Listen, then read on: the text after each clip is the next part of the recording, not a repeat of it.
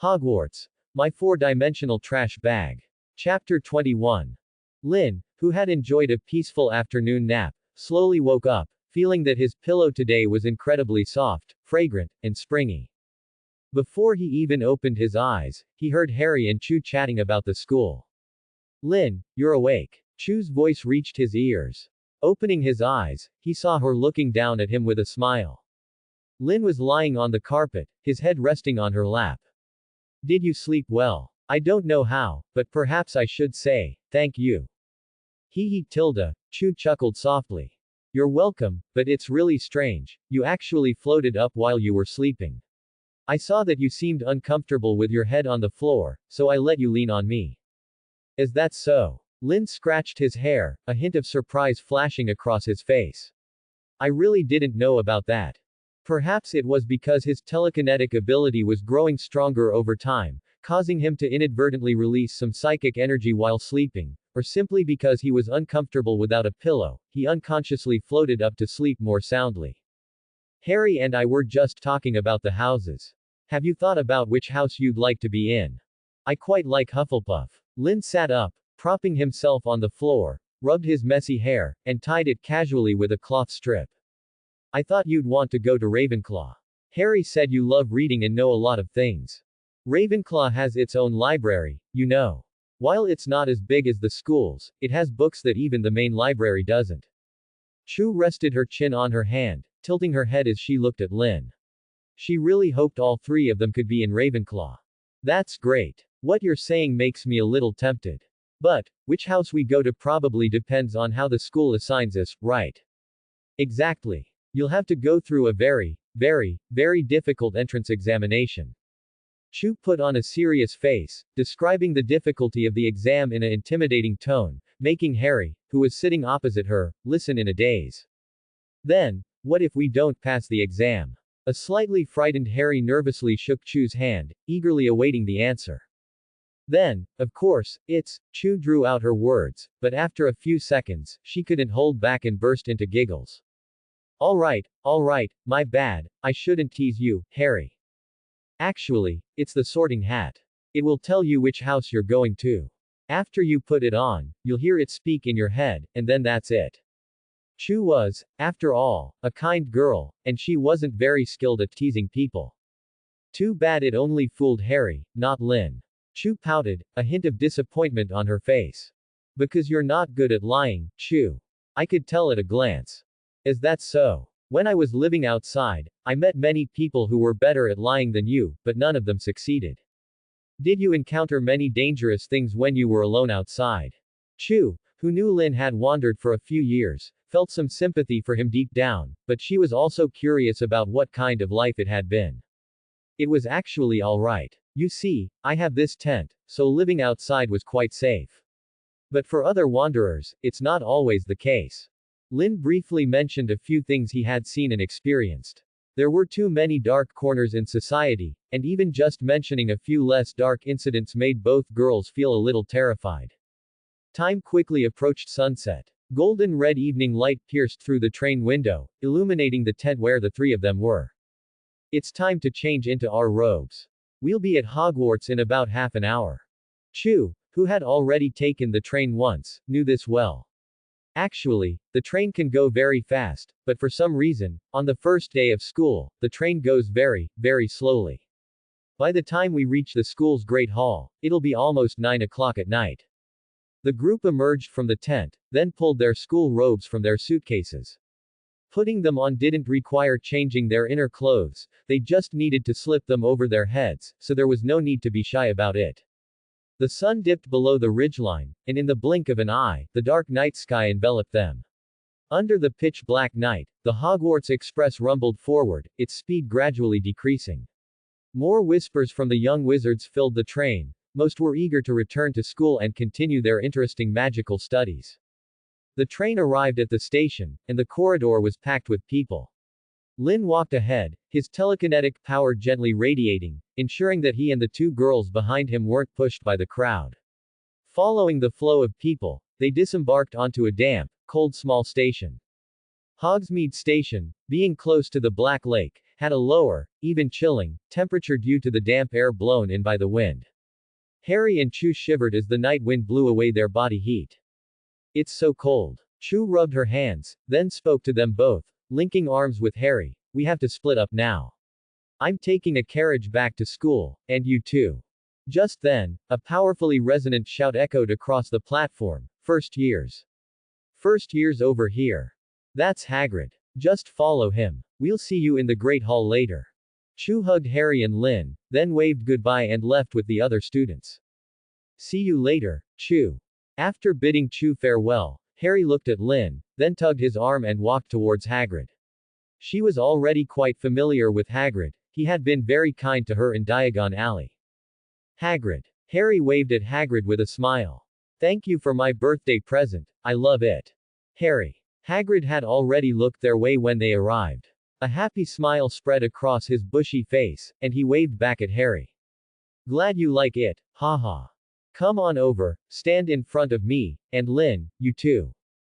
Good evening, Hagrid. Before long, the first years had gathered around Hagrid, while the older students had already left the platform for the Thestral carriages. All right, follow me. Hagrid, holding a giant oil lamp, walked at the front of the group. Mind your footing, first years, follow me. They stumbled along a small path, following Hagrid, until they reached the Black Lake Pier. Then, in groups of a few, they boarded the swaying small boats. Two other people, a boy and a girl, joined Lynn on the boat. The boy seemed to have been crying earlier, his chubby face showing a hint of sad dejection. What's wrong? Kind-hearted Harry asked softly. Neville lost his toad. The other girl on the boat spoke up, her shiny front teeth surprisingly visible in the dark night. I think I asked earlier on the train, are you too, from the compartment with the curtains drawn? By the way, I'm Hermione. The fast-talking girl chattered on, but from her words, it was easy to tell that she was actually a kind child who enjoyed helping others. Yes, but we didn't see any toad. Harry nodded, looking apologetically at Neville. By the way, Lynn, do you have any ideas? I was just about to say something. Lynn nodded slightly. He was not stingy about helping others when he had the means. But, my tools don't seem to be much help in this situation. While Doraemon's secret pocket contained many items for finding lost things, he didn't have tools like the object-finding rod or the lost and found fishing pond. What he had was a box of almost unused owner stickers, which could help find lost items, but required the stickers to be applied beforehand. Perhaps we could try Accio. Lynn quickly thought of a spell that was very suitable for the situation. But Accio is a fourth-year spell. Do you really know how to use it? Hermione looked at Lynn suspiciously. She had read many books during the holidays, even almost memorizing the first-year textbooks, so knowing this spell was normal for her. I've tried a few simple spells at home, and they all worked, but Accio. Shish tilde, Lynn raised a finger. How can we know if we don't try? However, I'm not very good at casting spells. Lynn, knowing his limited talent in spellcasting, turned his gaze to Harry. How about this, Harry, I'll teach you how to use Accio, and you can cast the spell. I can do it. Harry pointed to herself in disbelief. Really? Do you trust me? Of course I trust you. Harry nodded. She had always had unwavering faith in Lynn's abilities. I just don't have much confidence in myself. Neville. Lynn looked at the chubby, round-faced boy. Can you describe your toad? Does it have a name? Yes, it does. Neville nodded vigorously, then stammered as he described his toad, Trevor, to Harry. Close your eyes, Harry. Can you imagine Trevor? After a moment, Lynn asked Harry. Yes. Harry nodded. She already had a picture in her mind. Now, draw your wand. Lynn held Harry's wand-holding hand. The incantation for Accio is. I remember, Standard Book of Spells, Grade 4, has detailed records. At this point, Hermione's voice forcefully interjected. Summoning charms cannot be used to summon buildings and most living creatures. Flobberworms are an exception, because the essence of a summoning charm is not to instantly teleport an item to you, but there is a flying process that can cause fatal harm to living creatures. Thanks for the reminder, Hermione. Lynn nodded. But if you've seriously studied Accio, you'll find that summoning charms and Accio are two spells with almost identical effects but are completely different. Summoning charms are one of the oldest spells in the Wizarding Society, and because of its antiquity, it inevitably carries the characteristics of the early days of spell creation. Simply put, its power creates miracles. Summoning charms are not incapable of summoning buildings. In The History of Charms, Disasters, there was once an extremely powerful wizard who summoned his magic tower. When his magic tower was summoned, it caused devastating disasters along its path, akin to a super strong Category 20 storm. He himself died in that accident. But Accio is not. Accio was a concept proposed by a wizard in 1860, then perfected by Mr. Newt Scamander, and recorded in the first revised edition of his published Fantastic Beasts and Where to Find Them, in 1930, presented with the example of Accio Niffler. This is a summoning magic that is less difficult than the summoning charm, can affect living creatures, and will not cause them fatal danger. Its effect is far inferior to the summoning charm because the flight path will be relatively slower, and it will also allow the summoned item to avoid most obstacles in its path. Items summoned by the summoning charm travel at speeds almost approaching light speed, because they appear almost as teleportation, yet they are not spatial magic. Instead, the summoned items are enveloped in magic and directly transported in front of the caster, with magic serving as a protective barrier. If summoning charms were further subdivided, there could be over 5 different branches. The most commonly used food summoning by wizards is actually a type of spatial summoning magic, akin to apparition for objects. Miranda Goshawk's Standard Book of Spells series was actually based on Charms and Runes, written by her ancestor, Epimetheus Webb Goshawk, in 1776. Although this book systematically organized the commonly used magic in the current wizarding world and classified it by difficulty, much of its content is not timely. Standard Book of Spells was published in 1965, but unfortunately, Miranda did not include Accio, perfected by Newt Scamander for summoning creatures. Hermione, her face flushed, looked at Lynn apologetically, then shrank her head and said, "Sorry, I really didn't know that. I apologize. It's all right. There's so much in the magical world for us to explore and research. What I know is just the tip of the iceberg. So come on, Harry, I'll teach you the short phrase and pauses for Accio. Your spellcasting talent is much better than mine, you can do it. The wand movement is roughly a pull and a flick. You need to have the image of the summoned object in your mind. The more accurate it is, the more precise and effective the spell will be. If you're unfamiliar with the summoned object, you can perform a more precise targeted summoning by adding a specifier to the incantation. Repeat after me. Accio Neville's toad, Trevor. Accio Neville's toad, Trevor. Harry waved her wand under Lynn's guidance, but it didn't work on the first try. It's okay, you can try a few more times. Believe in yourself, Harry. Harry nodded, then tried again. Under Neville's hopeful gaze, Harry attempted the spell several more times. Suddenly, a gasp echoed through the boat party, and a chubby toad flew out from a small boat behind them, landing at Harry's feet. Croaked Tilda. The chubby toad swayed dizzily, trying to stand upright.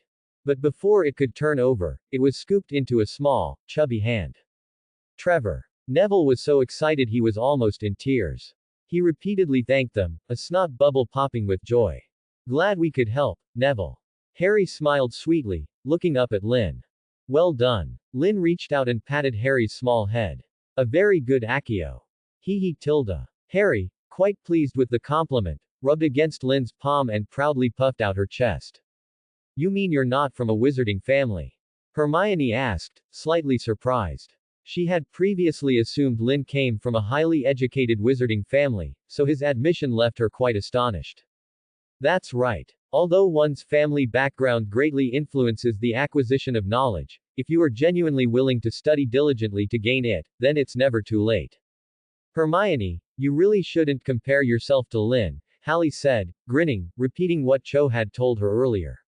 Lynn is a genius, he can memorize a book after reading it just once. Over the holiday, I barely managed to finish the textbooks, but Lynn read at least 20 or 30 books this thick. Hallie gestured with her fingers. Ollivander had given Lynn 57 introductory texts on wandlore, and the stack was taller than she was. Hermione, momentarily speechless, managed a difficult nod. She had been quite pleased with herself for having nearly memorized the first-year textbooks over the holiday, but the comparison instantly made her realize the insurmountable gap between them. Memory was a talent, an innate gift. Some people were simply born geniuses, and she had certainly encountered such a person before. Lynn, your grades must be excellent, right? I feel like if you had attended Eton College, you would have achieved great things in the future. I've never been to school. The orphanage only taught basic literacy, and I self-taught most of my vocabulary by reading. I spent over a year near Oxford University, and whenever I had questions, I would go there and ask someone. Most people were very kind, both the students and the professors. They were quite happy to offer guidance. However, a new security guard arrived later and mistook me for a beggar, so he chased me away.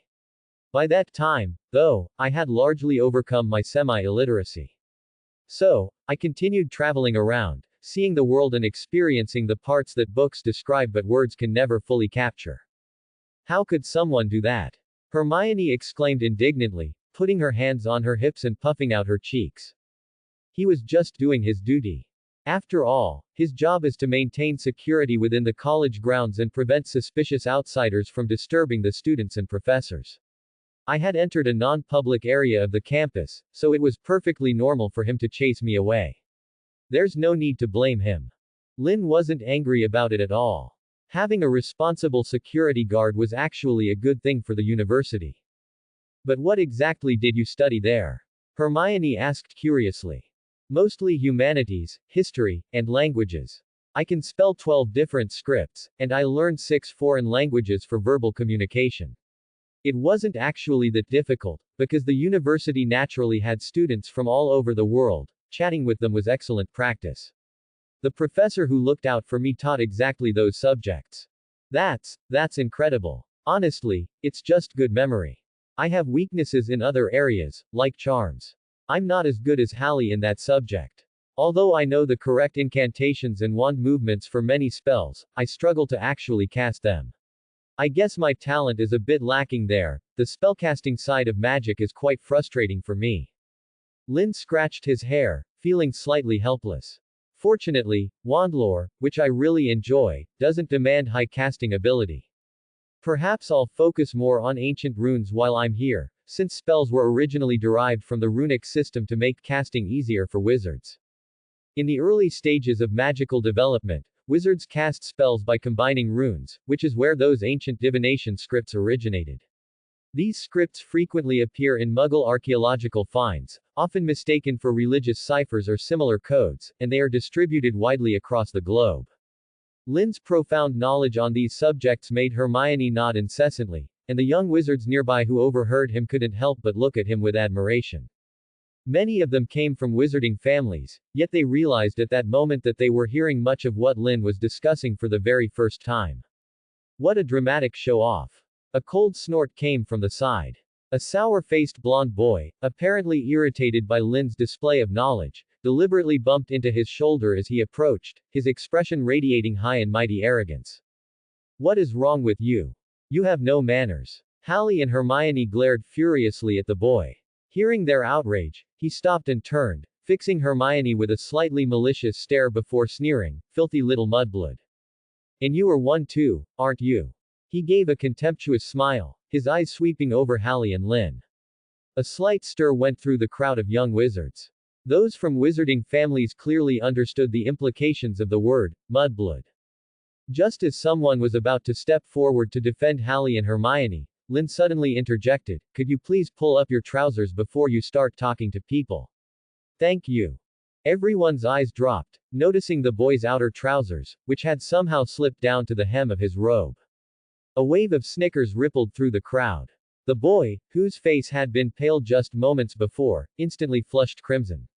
After quickly hiking up his trousers, he elbowed the lackey standing next to him, signaling them to teach Lynn a lesson right away.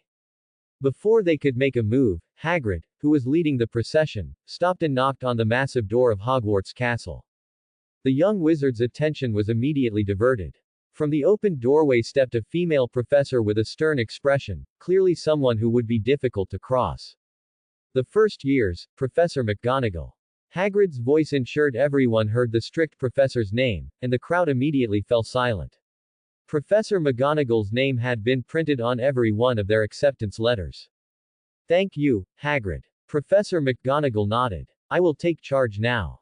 Hagrid entered through the main castle door, but the young wizards followed Professor McGonagall in a different direction. Climbing the magnificent marble staircase of Hogwarts Castle, they entered a quaint stone corridor where torches burned brightly on the walls. Students jostled shoulder to shoulder, following Professor McGonagall into a small, empty chamber. "Welcome to Hogwarts," Professor McGonagall announced loudly from the front of the group. "The start of term feast is about to begin, but before you can take your seats in the Great Hall, you must first be sorted into your houses. The sorting is a very important ceremony, because while you are here, your house will be like your family at Hogwarts. You will attend classes with the rest of your house, sleep in your house dormitory, and spend your free time in your house common room. The 4 houses are called Gryffindor, Hufflepuff, Ravenclaw, and Slytherin. Each house has its own glorious history and has produced outstanding witches and wizards. While you are studying here, your triumphs will earn your house points, while any rule breaking will lose points. At the end of the year, the house with the most points will be awarded the House Cup, which is a great honor. Therefore, I hope that no matter which house you are sorted into, you will strive to bring honor to it. In a few minutes, the sorting ceremony will take place in front of the entire school. I suggest that you use this waiting time to smarten yourselves up and look presentable." Professor McGonagall's gaze swept over the students, lingering on certain individuals for a moment. "I shall return when they are ready for you," she said, before turning and departing. "Lynn, do you know how they plan to sort us into houses?" Hermione asked Lynn nervously. Despite all her preparations, she was still feeling anxious. Neville, standing nearby, also looked eagerly at Lynn, clutching the corner of his robes tightly. "By putting on a hat." Lynn, being a good boy, decided not to indulge in any dark humor or try to scare them. "Putting on a hat," Hermione repeated, sounding confused and unable to grasp the concept.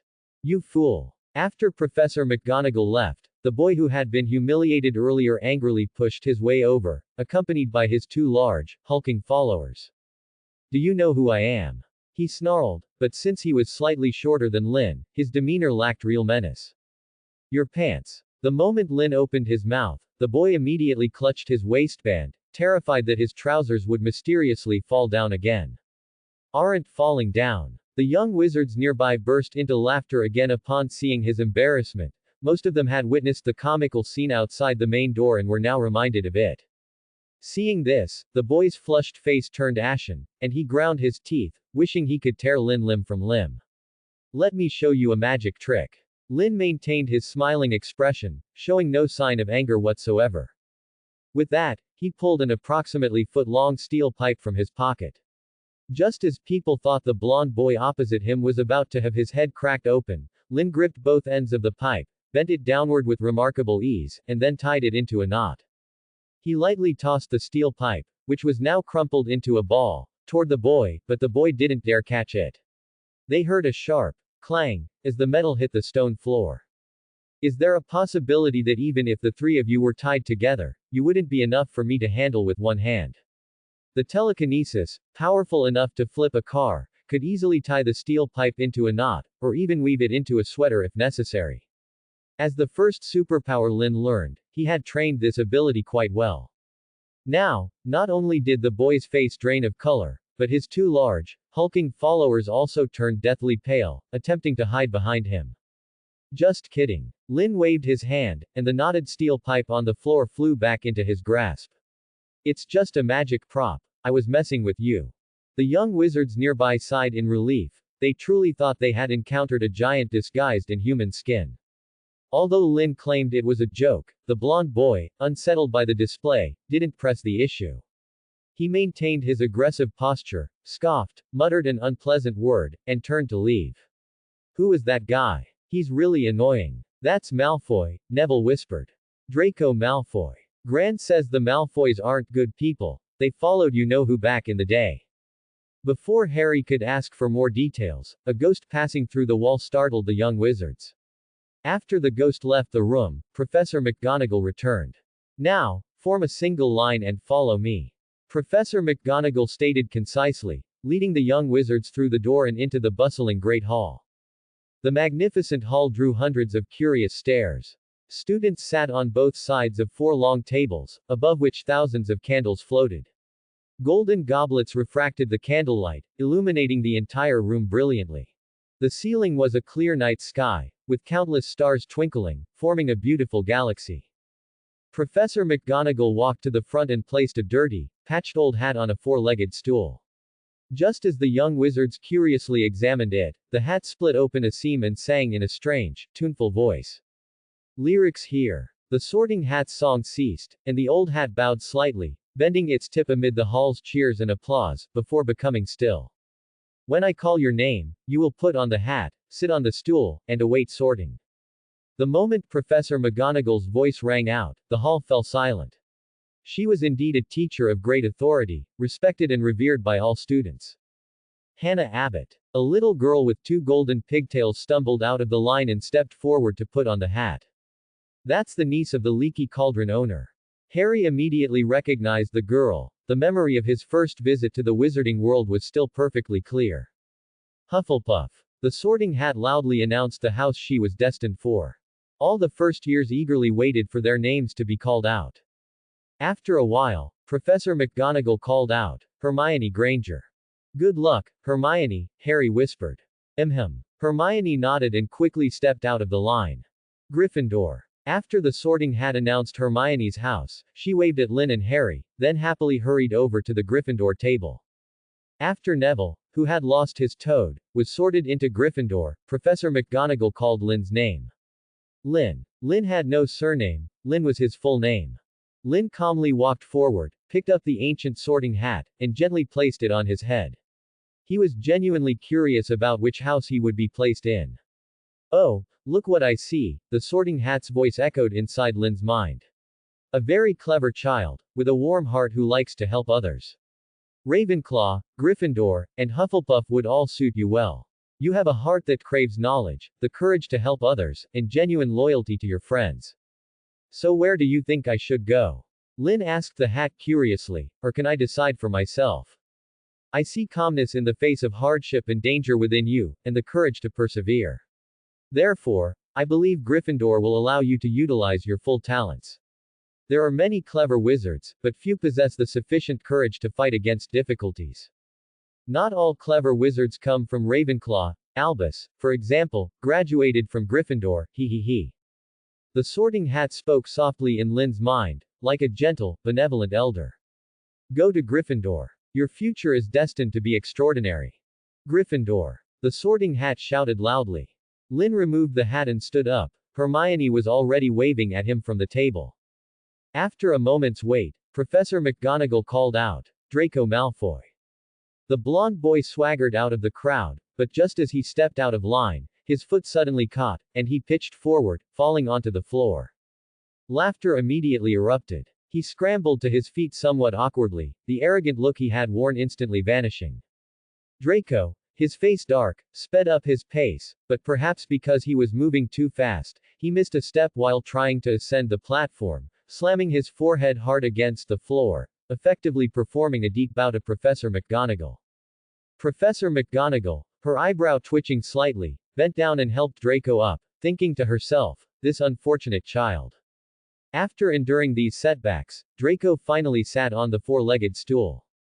The moment the Sorting Hat touched his head, it immediately yelled, Slytherin. Applause rose from the Slytherin table, but laughter also echoed from the other houses, particularly the Gryffindor long table. For some reason, Draco felt a gaze that particularly annoyed him. He turned his head, met Lynn's smiling eyes, and instinctively glared back, mouthing the words, you just wait. Just as he turned his head, he suddenly felt a chill around his lower body and stumbled. His inexplicably slipping trousers tripped him severely, and as he fell, the hem of his robe lifted, exposing two bare legs and his dark green underpants to the air. The roar of laughter detonated like a bomb. Students were doubled over, gasping for breath and hiccuping from amusement. Draco, wishing he could instantly die in the Great Hall, frantically pulled up his trousers, clutching his waistband tightly as he fled in panic. However, upon reaching the Slytherin table, he stumbled again, nearly knocking someone over. Lynn, whose gaze was pure and clear, had already looked away. He certainly wouldn't harbor any mischievous thoughts toward a spoiled little brat. He possessed a mature soul far removed from such low-level humor. The line of young wizards waiting for the sorting was very short now, and Harry was right at the front of the queue. She had been eagerly anticipating this moment for a long time, but her name still hadn't been called, which made her feel a little anxious. Fortunately, her anxious wait was answered. Professor McGonagall read out one of the last names from the platform, Harry Potter. The Great Hall, which had been growing noisy as the sorting neared its end, fell silent in an instant. If only the name, Harry, had been said, it might not have attracted so much attention. After all, Harry and Harry have slightly different pronunciations. But when the surname was added, there was only one Potter family in the wizarding world. Even in the Muggle world, this surname is considered low to medium frequency, accounting for about 0.02% of the UK population. Harry. Shouldn't it be Harry Potter? The young wizards began to whisper amongst themselves. They had all heard rumors that Harry Potter was coming to Hogwarts. The Daily Prophet had broken the news over the summer, but they had always assumed Harry Potter was a boy, the male savior who had defeated the Dark Lord, a story they had heard for 10 years. But today, everything they knew seemed to be overturned. Unless there was another boy named Harry Potter coming later. Hundreds of eyes were fixed intently on Harry, making her feel overwhelmed and nervous. But as she timidly looked toward the crowd, she caught sight of Lynn's calm, black eyes, which held a hint of encouragement. They seemed to be telling her, "Don't worry about what they think. You can do it, Harry." With newfound courage, Harry looked ahead and walked steadily up to Professor McGonagall, picking up the sorting hat and placing it on her head. Like the young wizards below, the sorting hat seemed to be struggling with a difficult decision. Its silence was unprecedentedly long. After nearly 3 to 5 minutes, the hat finally twitched and opened its brimmed mouth. The eagerly awaiting crowd held their breath, tensely anticipating the hat's decision. Gryffindor. When the sound appeared, the Gryffindor table erupted in excited cheers. Even if this Harry wasn't Harry, having such a beautiful girl join them was a wonderful thing. Among this year's newcomers, Harry's looks placed her among the very top without much comparison. The only ones who could rival her were probably the Pottle twins, Parvati and Padma, who possessed a certain exotic beauty. Lynn. Harry, setting down the hat, quickly ran over to the Gryffindor long table and immediately flung herself onto Lynn. I almost couldn't walk just now. So many people were staring at me, I was terrified. Thank you. Harry spoke sweetly, smiling radiantly. It was at this exact moment that Lynn suddenly felt something like a knife pressing against his head. The cold, illusory sensation felt like real ice, causing him to look toward the faculty table with some confusion. The next second, he saw a pair of pitch-black eyes, devoid of any warmth or emotion, like an endless abyss. Severus Snape's death glare was focused entirely on him. Although he had somewhat expected this, the sheer terrifying intensity Snape displayed still exceeded Lynn's expectations. He didn't even have time to properly look at Snape's face before the gaze, sharp as a bullet or a blade, forced him to turn away. But after shifting his gaze, Lynn raised his left hand and, as usual, stroked Harry's hair, just like petting a lovable kitten. It sounded as if someone had ground their teeth, or some other hard object, to dust. What's wrong, Severus? Professor Flitwick, sitting next to Snape, looked at him strangely. Did something go wrong with a potion experiment? I feel like your magical fluctuations are a bit high. A side effect of a draft. Snape squeezed out a syllable through gritted teeth. I am fine, Phileas. Perfectly fine. Are you? Professor Flitwick looked slightly puzzled, but when he glanced up and noticed Snape's hair, he spoke with surprise. You washed your hair today, Severus. You really should do that more often. You look much tidier, don't you think? If you are hungry, Snape said icily, why don't you eat something first? Seeing Snape nearly deform his silver fork, the slow-to-catch-on Professor Flitwick said, oh, then immediately turned his head and started chatting with Professor Sprout nearby. Pomona, did you see that girl just now? Harry looks almost exactly like her mother. Lily was truly an angel back then, you remember, don't you? Of course. Professor Sprout, the herbology teacher and head of Hufflepuff, glanced toward Harry and recalled the past. Lily was such a good child. I remember it very clearly. Most of the Hogwarts professors were quite elderly. Professor Sprout had been teaching herbology at Hogwarts since 1920, making her older than both Professor Flitwick and Professor McGonagall. Snape could do nothing about Professor Flitwick, who was nearly the age of his own grandfather and had once been his teacher. As a part goblin wizard, Professor Flitwick, though in his 70s, was still in his prime. If it came to a duel, Snape might not be able to defeat the charms master, who had once won the World Wizarding Dueling Championship.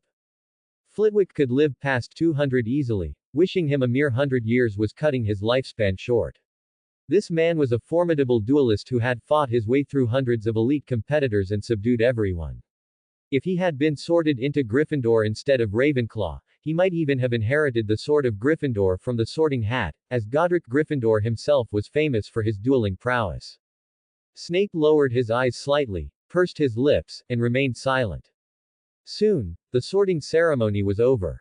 The hungry students looked toward Dumbledore, who stood up from his seat. Welcome. Dumbledore looked down at the students with a beaming smile. Welcome to a new year at Hogwarts. Before the feast begins, I have a few words to say. And those words are, nitwit, blubber, oddment, tweak. What does that mean, Lynn?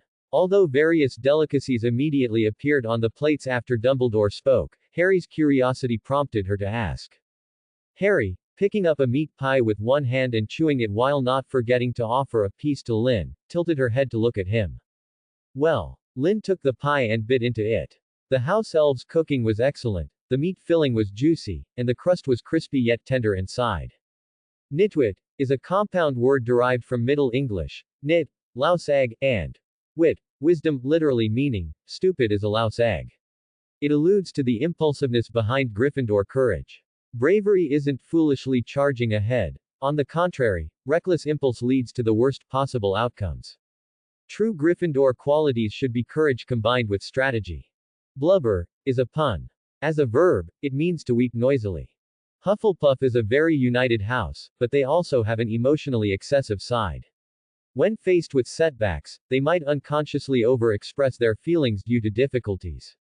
However, the house's internal tolerance, unity, and their inherent tenacity allow them to gradually overcome obstacles. The other meaning of the word is whale fat, hinting that they possess sufficient internal energy and will continuously use effort to conquer challenges, reflecting their resilience. Oddment might seem unrelated to Ravenclaw. As clever and bright students, they should be outstanding elites. But the truth is, their intelligent minds often lead them to focus on impractical, unsubstantiated ideas. These purely imagined things are useless knowledge. Excessive curiosity causes them to detach from reality and indulge in the fantasies they weave. Being grounded and uniting knowledge with action, that is what Dumbledore hopes for Ravenclaw. As for tweak, the word also means adjustment. Slytherin values success in achieving goals, but they are also skilled and accustomed to using the simplest and quickest means to reach those goals. To facilitate this, they will proactively adjust their moral baseline, even breaking existing rules or manipulating them to serve their purposes. Acting unscrupulously is the greatest retribution Slytherin will face. Oh, that's amazing. Harry clapped her hands. The Gryffindor students nearby who heard Lynn's explanation couldn't help but be slightly impressed. Whether it was true or not, it certainly sounded plausible and made for good mealtime conversation. Then that Malfoy just now, Harry whispered in Lynn's ear, he experienced the retribution for acting unscrupulously, right? Maybe his belt just wasn't tight enough. Lynn shrugged, took a bowl of creamy mushroom soup, and the savory flavor made him raise an eyebrow. A little while later, the last piece of pudding vanished from the plates. Ah, now that we are all fed and watered, I have a few more words to say to you all. Dumbledore stood up again, and silence returned to the hall. As the term begins, I must draw your attention to a few school rules. First years should note that the forest on the grounds is strictly forbidden to all students. A few of our older students would also do well to remember this. Low laughter rippled across the Gryffindor table. Next, Mr. Filch, our caretaker, has asked me to remind you that no magic should be performed between classes in the corridors. Tryouts for the Quidditch teams will be held during the second week of the term. Anyone interested in playing for their house team should contact Madam Hooch. Finally, I must tell you all that anyone who does not wish to meet an accidental and painful death should not enter the corridor on the 4th floor, right-hand side. And now, Dumbledore's voice suddenly rose slightly, while the expressions of the professors behind him were somewhat stiff. Before we retire for the night, let us sing the school song. As he waved his wand, golden ribbons flew from the tip, transforming into glittering letters in midair. After Dumbledore left, the young wizards also rose to their feet, and the noisy sounds echoed continuously throughout the Great Hall. First years, follow me. A tall, red-haired boy announced loudly beside the Gryffindor table. I am your prefect, Percy Weasley. First years, please remain by your seats and wait for me to lead you back to the common room shortly. I have something I need to tell Cho. Lynn, wait for me. Harry, suddenly remembering something, spoke hastily to Lynn, then rushed over to the long Ravenclaw table next to them, as the Gryffindor and Ravenclaw tables were adjacent. After a short while, once most of the other students had left, Harry squeezed back, her face beaming with a happy smile. What did you talk about with Cho? Lynn asked casually. It's a secret. You'll find out tomorrow. Remember to go to bed early tonight. All right. Lynn, lacking super hearing, had no idea what Harry was up to, but since they had no classes tomorrow morning, he wasn't bothered. Following Percy, the Gryffindor first years exited the Great Hall and ascended the spiral marble staircase. The portraits hanging on the walls occasionally whispered as they passed. Lynn looked around curiously, finding everything at Hogwarts completely new and fascinating. The Gryffindor common room was quite a distance from the Great Hall. Only after passing through two doors concealed behind sliding panels and hanging tapestries did they finally reach the corridor on the 8th floor of the castle. But the line soon stopped, not because they had arrived, but because ahead of them, a bundle of walking sticks floated in midair, then whistled as they rushed toward the group. It's Peeves. Percy ducked to avoid the sticks, and the crowd behind him immediately dropped to the floor. Show yourself, Peeves. Percy shouted angrily, sounding strangely like he was summoning a Pokémon. His reply was a loud, sharp, deflating poof sound, as if something in the void was letting out a series of pungent farts. Do you want me to go get the bloody Baron? Percy spoke irritably. Peeves materialized in midair and stuck out his tongue, spitting drool at him. He. Peeves let out a cunning laugh, shrieking in his high-pitched voice, it's the annoying first-year brats. This is too much fun. He grabbed the bundle of sticks and suddenly wheeled around to charge, but just as everyone ducked to avoid him, Peeves abruptly vanished from sight. The bundle of sticks fell to the floor with a dull wooden thud. He's finally gone. Percy wasn't surprised by Peeves' sudden disappearance. The poltergeist was notorious for being elusive and causing trouble everywhere. However, you must be wary of Peeves later on. The Bloody Baron is the only one who can subdue him. I drove him off today, but next time you might not have a prefect nearby. Alright, the common room entrance is just ahead, follow me. Just as Percy led them to the entrance of the Gryffindor common room, Peeves, who had shot out of a nearby toilet bowl, was spitting and cursing repeatedly. His phased charge had failed to hit the young wizards and had instead sent him plunging headfirst into the depths of the toilet. As one of the few special ghosts capable of partial physical manifestation, he had just received a thorough dunking.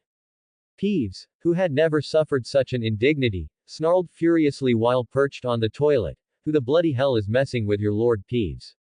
He shrieked, but this impotent fury achieved nothing. Just as he prepared to rush back. The password this week is, Dragon Dregs.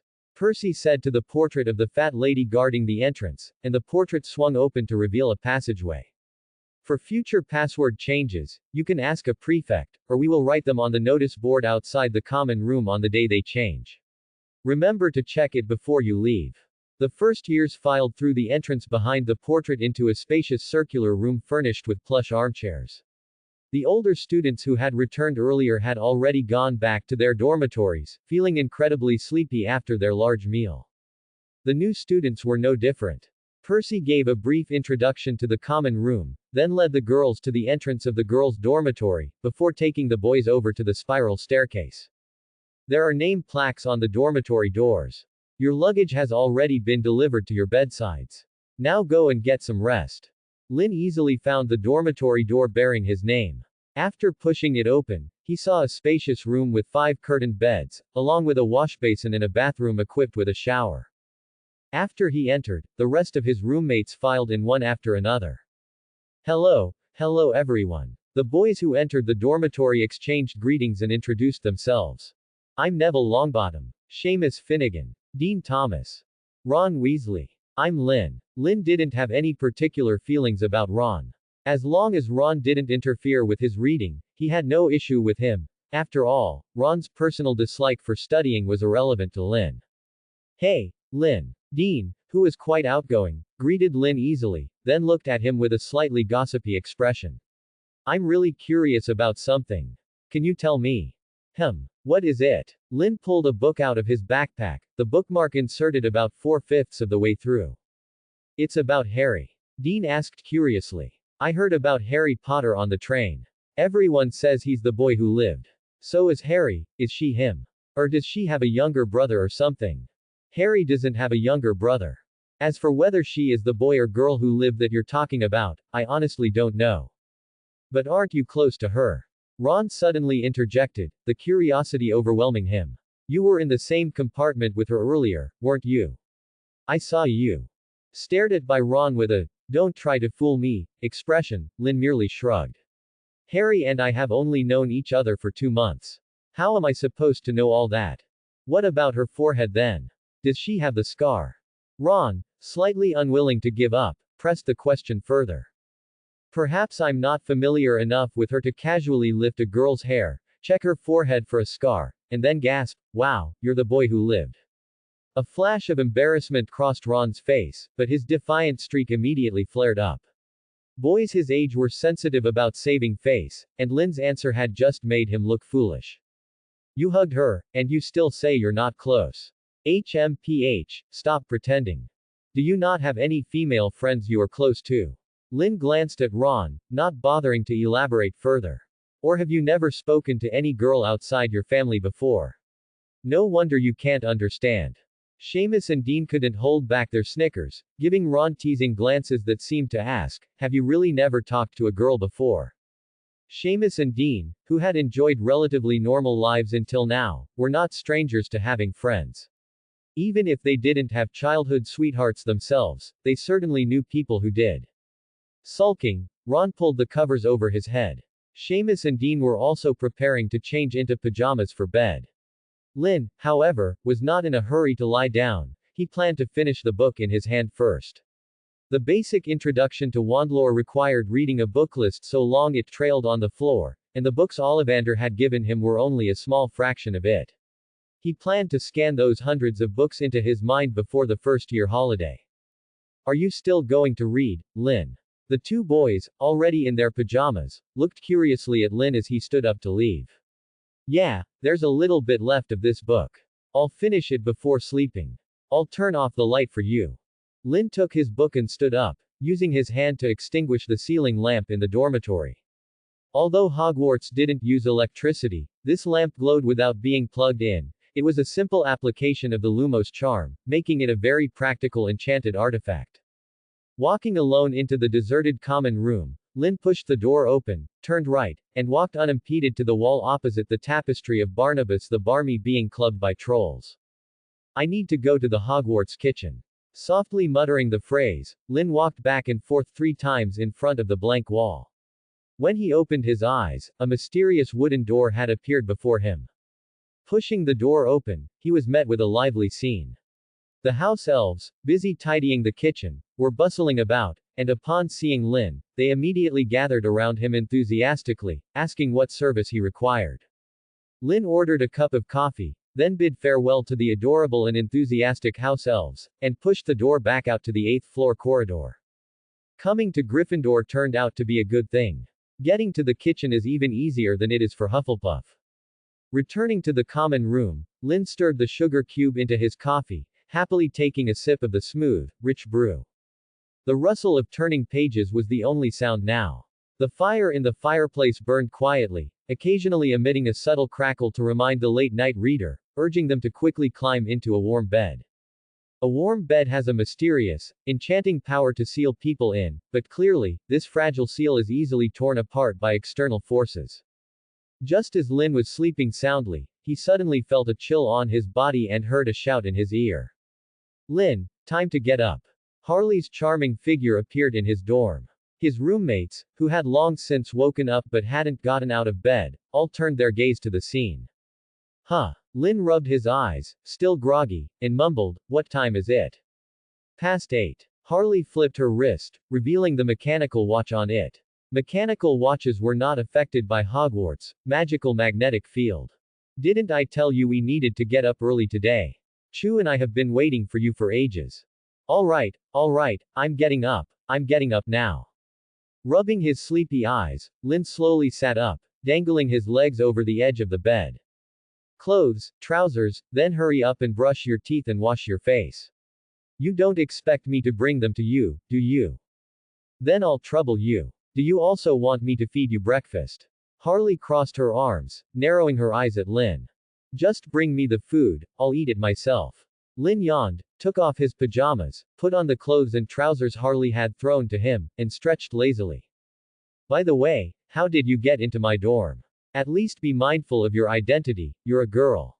And then Chu and I are supposed to wait for this lazy bum for several hours before you finally get out of bed. Brush your teeth, hurry. Where's your towel? Handing him a toothbrush and a mouthwash cup, Harley rummaged through Lin's suitcase. Found it. Chu is waiting for us in the common room, so hurry up. Alright, give me a minute. Lin walked to the sink and quickly brushed his teeth, then took the towel Harley handed him and wiped his face. Don't just waltz into my dorm next time. I knocked, I didn't just barge in. Fine. After Lin and Harley left, discussions immediately broke out in the dorm. I'm so envious. I want a cute girl to wake me up too. They must be childhood sweethearts who've known each other forever. I know, because I've been jealous before. Dean spoke, tears streaming down his face. They're all beasts. Tell me more, Dean, what happened? Seamus sat up, perking his ears and leaning closer. When I was in primary school, my deskmate had a neighbor girl who grew up with him. Afraid he'd be late, she'd wake him up every day and even bring him jam bread and milk, boo-hoo-hoo. What happened after that? He was hit by a car and died. Dean wiped his tears. Thinking about that, I'm not jealous anymore. Now that you mention it, I think I have something similar. Seamus immediately put his hands on his hips, looking proud. You were also hit by a car and died. Dean looked at Seamus in surprise, a sudden chill running down his spine. No, I'm perfectly fine. It's just that whenever that guy saw me, she'd punch me, saying I used to bully her, but I have no memory of it. She was the one who hit me every day. Towards the end of his sentence, Seamus's expression suddenly drooped. Unfortunately, she and her parents moved to France 2 years ago, and I haven't seen her since. She's probably studying at Beauxbatons now. Beauxbatons. It's a magic school with lots of girls. Seamus waved his hand, only knowing a little bit about it, so he threw the topic to Neville. Neville, did you ever have a girl you played with? Yes, I guess, Neville nodded cautiously.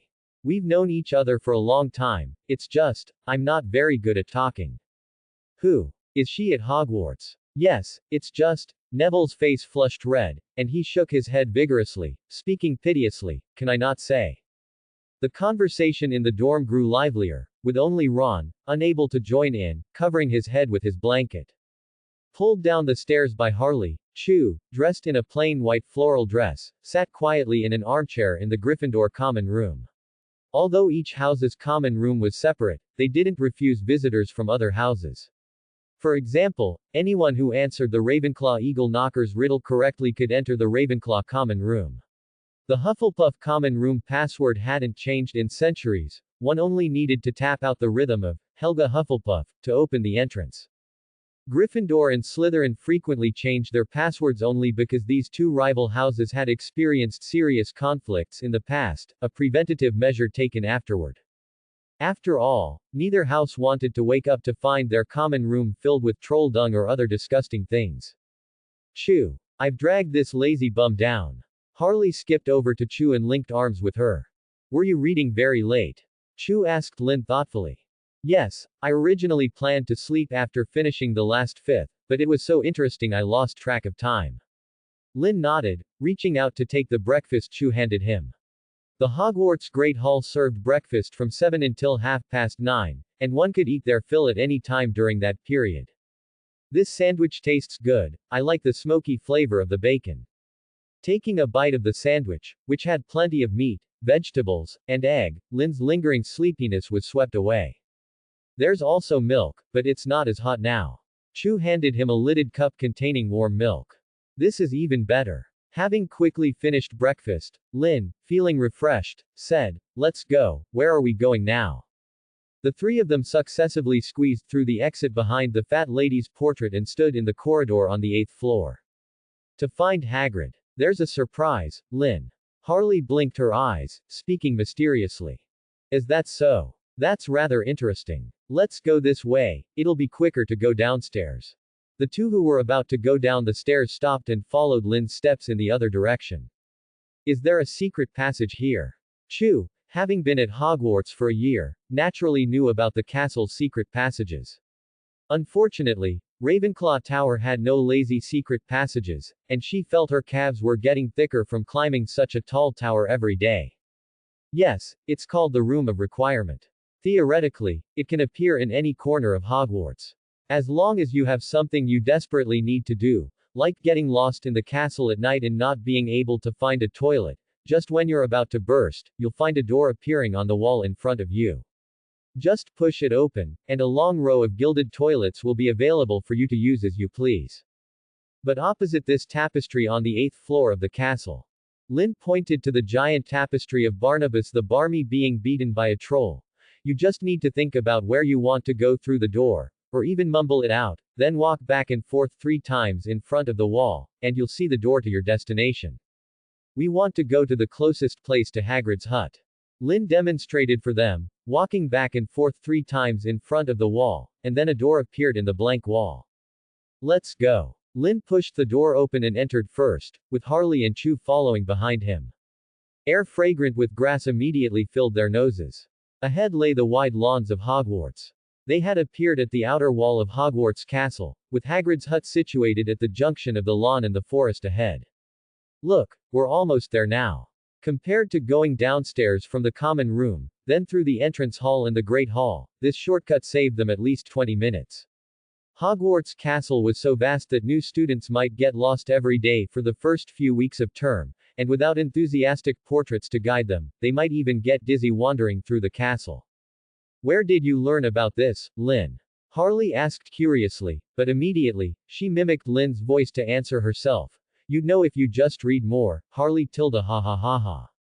Isn't that right? Well, what else can I say? Lin spread his hands. It's not like I dreamt it. However, as they walked towards Hagrid's hut, Lin gave Harley a strange look. Why are you suddenly wearing a dress today? Like Chu, Harley had changed into a dress. It was moon white, which suited her dark hair well. Doesn't it look good? Harley twirled around, holding up her skirt. It's just unexpected, the dress looks very nice. Summer's almost over, you see. Harley walked with a sway, kicking her crystal sandals and holding her hands behind her back. If I don't try it now, I'll have to wait until next year to wear it again. My aunt spent a long time picking this one for me. Anyway, there are no classes this morning, and we don't have to wear uniforms if we're not in class. That's true. Lin responded, then looked at Chu beside him and whispered, Did you teach her yesterday? Chu nodded, Pretty good, right? Amazing. Lin gave a thumbs up. What are you two whispering about? Harley, walking ahead, turned her head and saw them secretly talking. We were saying your dress looks very nice. What about Chu? Chu looks good too, but don't ask me who looks better. Why? Curious like a child, Harley bounced between Lin and Chu, linking arms with Chu. Because neither of you looks as good as I do in it, alright. Lin, not wanting to answer this deadly question, deftly changed the subject. Ha ha ha ha tilde. The laughter of the two girls echoed across the green lawn. Unbeknownst to them, Hagrid's hut appeared before their eyes. Smoke curled upwards, emitting a rich, baked wheat aroma. Hagrid, we're here. Harley's energetic shout caused the hut door to open, and a smiling Hagrid waved his giant hand, in a very good mood. What a huge dog. As the door opened, a massive Neapolitan Mastiff appeared, roughly the size of a small calf. This breed was the original Roman war dog, highly adept at charging across battlefields, and its performances in the arena were quite spectacular. A male Neapolitan Mastiff stands 75 centimeters at the shoulder and weighs 90 kilograms. Its massive, square head exuded an imposing ferocity, and its short, stiff black coat was slightly coarse. Hidden beneath its thick, drooping lips were sharp teeth capable of easily snapping bones. Among all canine breeds, the Neapolitan Mastiff's bite force ranks in the top 10%. However, contrary to its fierce appearance and terrifying size, once domesticated, the Neapolitan Mastiff is fiercely protective of family members and has a very high tolerance for children, happily staying by their side even if treated like a toy. The Neapolitan Mastiff that Hagrid kept, however, was a size larger than even the strongest of its breed.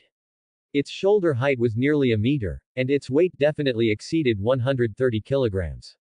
The muscles beneath its coat showed sharp, defined lines with even the slightest movement. Woof woof woof woof woof. The large dog burst out of the doorway, barking loudly, but before it could get 2 barks out, Hagrid swatted it, leaving the dog utterly bewildered. This is Harry. Hagrid glared down at Yaya. Did you hear me? From now on, when you see Harry and her friends, you are not allowed to bark, and you are not allowed to scare them. Yaya squatted down, looking utterly wronged, but immediately started wagging its tail. Its wrinkled face somehow managed to squeeze out a human-like, fawning grin, leaving Lynn completely stunned. Don't be afraid, Harry. Hagrid stepped out of the hut and said apologetically, Yaya is actually very timid. As soon as he goes into the woods, he gets so scared he wets himself. He grew up this big for nothing. Yaya, whose massive head was being vigorously rubbed by Hagrid, panted heavily with its tongue lolling out. It really won't bite people. Chu glanced at Yaya, sounding a little scared. I swear it won't. If he dares to try anything, I'll send him straight to the pot. Hearing this, Yaya tucked its tail between its legs, whimpering pitifully as it lay on the ground. It even covered its eyes with its paws, as if unwilling to witness such a cruel world. Its actions amused both Chu and Harry. Such a human-like dog could naturally be forgiven for having startled them initially. Don't scare him so much, Hagrid. Harry bravely walked up to Yaya, then crouched down and reached out to stroke its giant head. Your name is Yaya, right? Woof. Spin around. Woof woof. Sit. Woof whimper tilde. Backflip. Woof. Whimper. The backflip failed, and Yaya, having fallen flat on the ground, looked up at Harry pitifully, seemingly hoping she would try a different command. Good boy, Yaya. Get up. Woof. Wagging its tail, Yaya immediately became Harry's little shadow, even though he weighed more than 2 of her combined. He's so obedient. Seeing this, Chu also grew bolder and walked forward, reaching out to stroke Yaya, who stayed perfectly still. Haha, didn't I tell you? Hagrid beamed at the sight. As long as Harry was happy, he was happy too. Come on in, get inside the house. It's still a bit chilly this morning. The 3 of them, welcomed warmly by Hagrid, entered his hut. While perhaps modest for Hagrid, the house was actually quite spacious. The enormous structure, built of wood and stone, was over 5 meters tall, and its ceiling beams were covered with all sorts of strange and peculiar items, mostly things Hagrid had collected from the Forbidden Forest. Lynn casually glanced around and saw 5 or 6 sacks stuffed with clumps of what looked like unicorn hair. If compressed, they would weigh at least 300 or 400 jinn. Things sold strand by strand elsewhere were being stored in sacks here. Even the cushion in Yaya's dog bed was pristine white, a color that never seemed to get dirty, and if he wasn't mistaken, that too was woven from unicorn hair. Now that's what you call a Hogwarts tycoon. Hagrid, who commanded the entire Forbidden Forest, was likely Hogwarts' greatest hidden tycoon. But only a half-giant like him possessed the strength to roam the Forbidden Forest unchecked. Any other person serving as keeper of the keys would have to worry about the risk of being dragged into the woods and humanely disposed of at night. Would you like a cup of tea? I just brewed some. If you haven't eaten breakfast, you can also try some rock cakes. I just baked them. Hagrid happily poured them tea and casually picked up a basket of baked cakes that smelled strongly of wheat. When they knocked against each other, they made a clattering sound, like stones colliding. Aren't they too hard? Harry poked the stone-like cake, then picked up the smallest one and handed it to Lynn. Lynn, you definitely didn't eat enough breakfast. Try Hagrid's cooking. Harry, you've changed. Lynn expressionlessly took the rock cake, then expressionlessly opened his mouth and bit off a large chunk in a single go. The sound of him chewing, like teeth grinding against steel, was enough to give everyone goosebumps.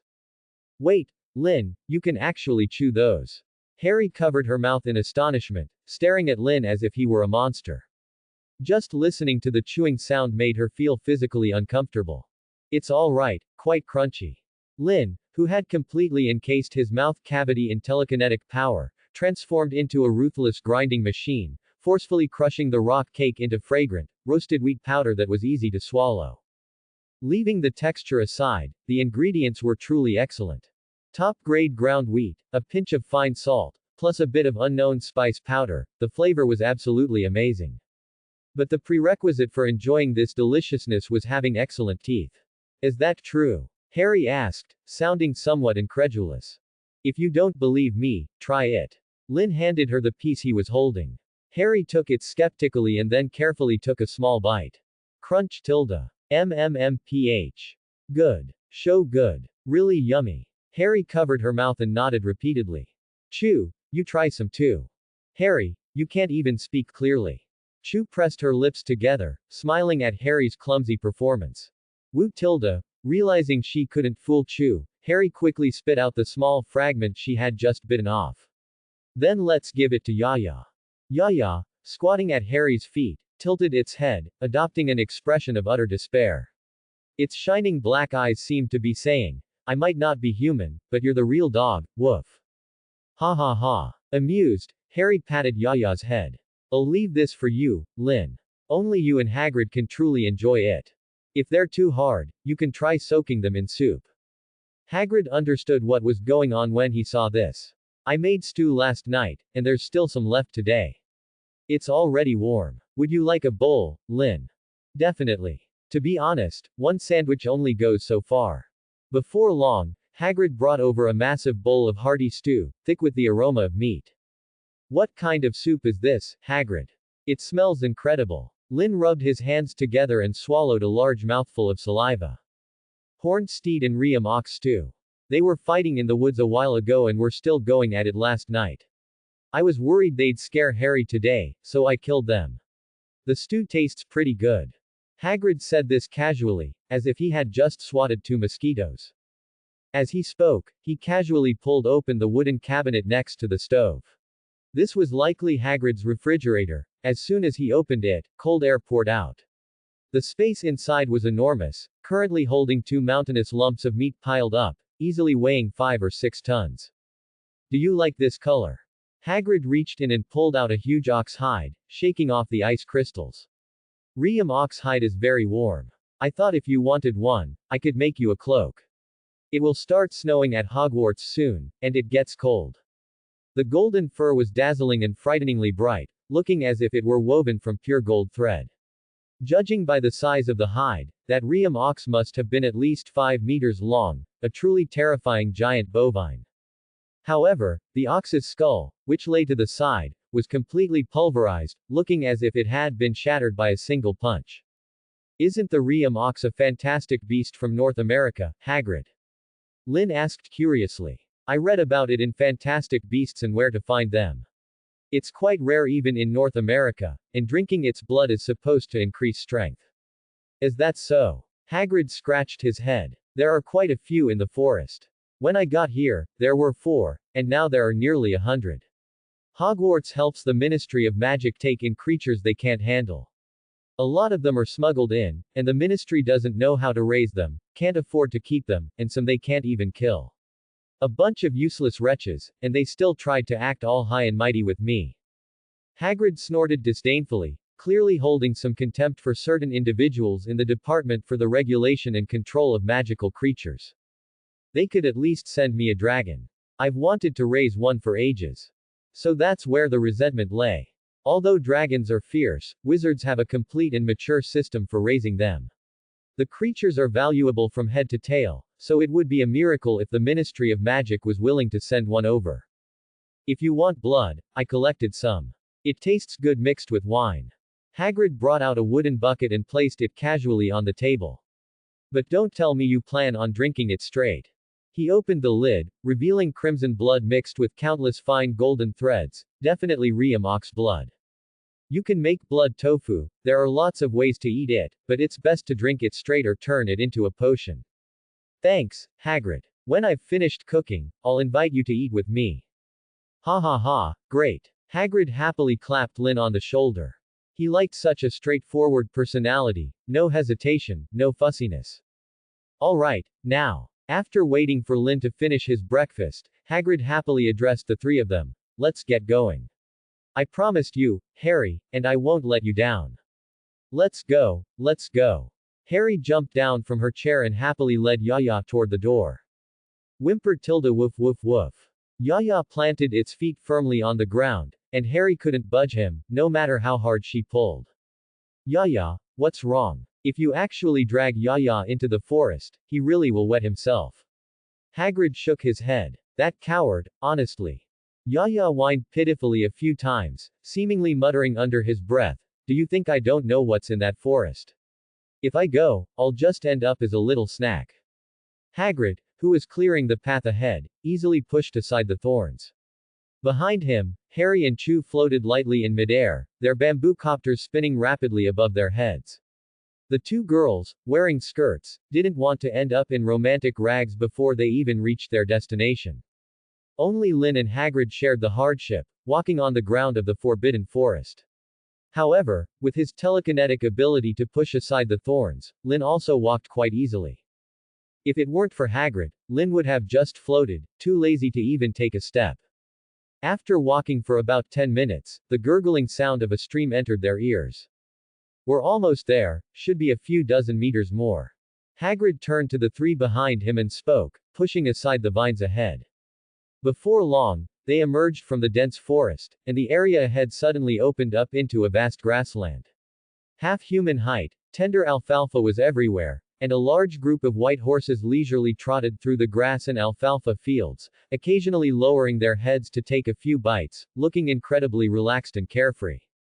So many unicorns! Harry exclaimed, and Chu followed Harry, quickly floating a short distance forward, then landing on the soft grass. Wow! At this moment, the two girls' eyes sparkled, completely captivated by the handsome white horses in front of them, which emitted a sacred, silvery white glow. This is the largest group of unicorns in the Forbidden Forest, a total of 33 of them. There's also a little one born this year, Hagrid said, pointing to a small golden foal in the center of the unicorn herd. When they're young, unicorns have golden fur, but when they grow a little bigger and no longer need their mother's milk, the little unicorn will shed its golden fur overnight and turn white. They are all my little darlings, raised by my own hands. I've even delivered them several times. Look at that one, Peeves, come here. Hagrid whistled, and a very strong male unicorn came trotting over with its head held high. This kid grew up in my arms. His mother was already pregnant when she came to the Forbidden Forest, but she was injured by a poacher's spell. I took care of his mother for a long time. If I hadn't been patrolling the forest and pulled this guy out when he was born, maybe only one of them, mother or son, would have survived. Isn't that right, Peeves, you little rascal? The unicorn, being rubbed on the head by Hagrid, was nothing like the legends said, only allowing itself to be touched by pure maidens. Hagrid's big hands were practically pulling off its fur, but it wasn't annoyed at all.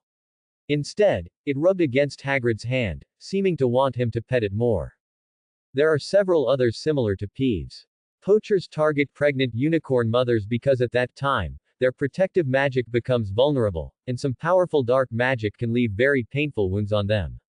Sometimes I even wonder if all the unicorns in England have moved to live in the Forbidden Forest. Although I haven't really counted, there are definitely over 300 of them, divided into 20 or 30 small herds active in the forest. Peeves, having enjoyed Hagrid's petting, wagged its tail, then leisurely walked to the side and lowered its head to eat the tender alfalfa. Go on, these little guys have very good temperaments. Walk forward, and maybe they'll come up to you themselves. Hagrid smiled at Harry and Chu, then plopped down on the grass. But they don't really like being touched by men, so, Lynn, you probably won't get a chance. However, younger unicorns, who haven't fully grown, are less resistant to boys. If they're in a good mood today, you might even get to pet one. These guys are really quite lustful. Lynn chuckled, watching the large horses ahead. After Harry and Chu approached, they all gathered around, enjoying the girls' gentle caresses. Unicorns can understand human speech. They are very intelligent and their magical abilities are powerful, especially under the moonlight. They can almost completely nullify all dark magic. Even the killing curse cannot easily kill these pure beings. And their charge, especially when in a herd, is so formidable that even a fire-breathing dragon, if it cannot take flight in time, will have its scales pierced by their horns and be trampled underfoot. So, the unicorn's only weakness is that it can't fly, then. You could say that, but besides poachers, almost no one would provoke them. Unicorns run very fast, and even a flying broomstick would find it hard to catch up to a full-speed unicorn. They are more active at night. Occasionally, you can see them like a flowing silver tide, running from one end of the sky to the other in the blink of an eye. In the Forbidden Forest, perhaps no creature is faster than them, except for thestrals. Even a hippogriff's flying speed isn't as fast as their running speed. Lin lay on the soft grass, his arms as a pillow, looking up at the sky. Perhaps he hadn't slept enough last night, because before long, he dozed off in a daze. He didn't know how much time had passed when he felt a ticklish, wet sensation on his face, as if something was licking him. Opening his eyes, he saw a golden shadow. A small unicorn was curiously leaning beside him, washing his face with its tongue. Upon seeing Lin open his eyes, the little fellow darted away with a whoosh, and hid behind two figures not far away. Lin, is your face clean or not? Harry asked with a smile. Judging by her expression, it was likely she had instigated the little unicorn. It smells of milk, and a bit sour. Lin wrinkled his nose, wiping his face with his sleeve with a hint of distaste. Where did Hagrid go? Why did he leave you two here? Hagrid heard the sound of a fight nearby and said he went to break it up. But with unicorns around, no one in the Forbidden Forest would be foolish enough to come here looking for trouble. But how can you say Nimue is sour? Quickly say you're sorry. The little unicorn, hiding behind Harry, poked out its head and affectionately rubbed against Harry. Nimue is the name you gave her. Chu named her. She said it's the name of the Lady of the Lake in Legends, and I think it suits her very well. Do you want to pet her? Actually, Nimue quite likes you, doesn't she, Nimue?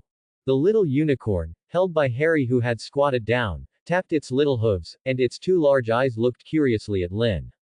After Harry let go, it slowly walked 2 steps forward, stopping about a meter away from Lin. Hello there, Nimue. Lin, sitting on the ground, waved to it. The golden foal approached 2 more steps, lowered its head to sniff Lin's clothes, and after Lin gently stroked its neck, its body seemed to relax a bit. It feels so good, just like touching silk. Upon touching the little unicorn's fur, he was immediately conquered by its unexpected softness and smoothness. The little creature didn't resist the touch much, so it lay down, resting beside Lin. Nimue is so well behaved, isn't she? Harry and Chu also walked over and sat on either side of Nimue. Nimue, feeling quite comfortable from the petting, narrowed its eyes, and its golden tail swished back and forth, clearly enjoying itself immensely. If it were possible, I really want to raise one. Chu spoke softly. Honestly, she was a little reluctant to leave this place. Maybe we can often come to the forest to find them in the future. But the Forbidden Forest is very dangerous, isn't it? Today, Hagrid is with us. Chu spoke with some worry. And the school also forbids us from going into the Forbidden Forest. I heard there are werewolves, vampires, and even very terrifying creatures like blast-ended scroots there. Quintipedes are also scary. They hide in shadows and then ambush you from behind. The Forbidden Forest is more terrifying than you imagine. Hagrid's voice came from the forest to one side. Clearly, he had just heard what Chu said.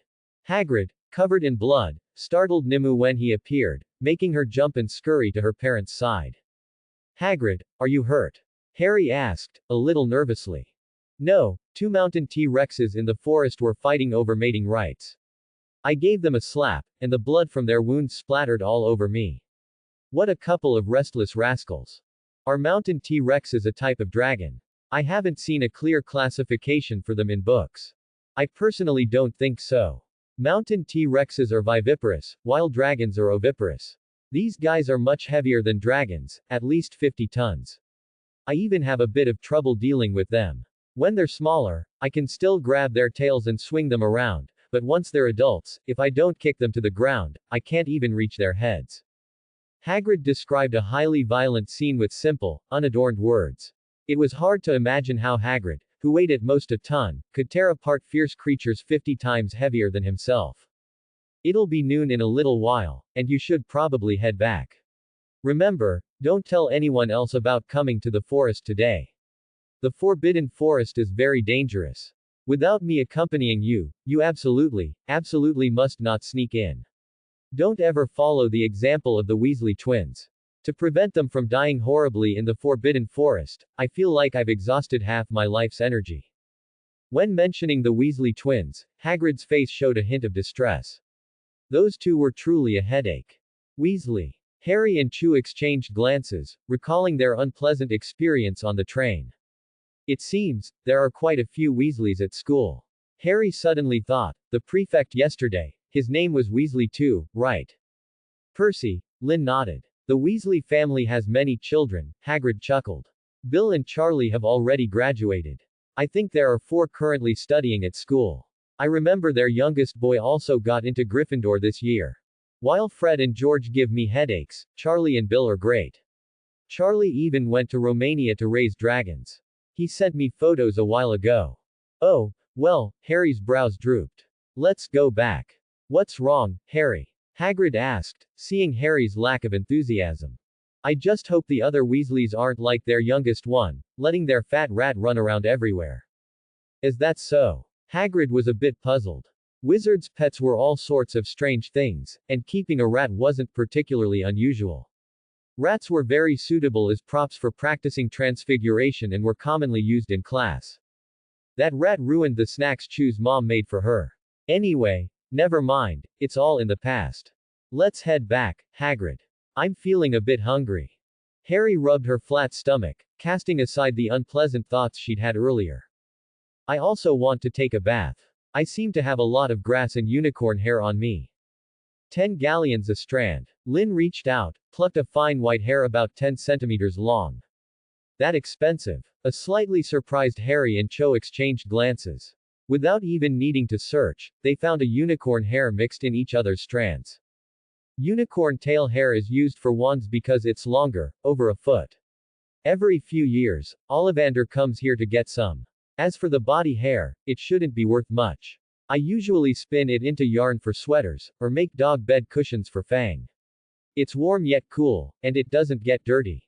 Hagrid waved his hand. These things were common to him, and he had no interest in them. Although he would collect them, it was just a matter of convenience, and he used them himself at home, never thinking of selling them for money. Oh, by the way, do you like unicorn horns?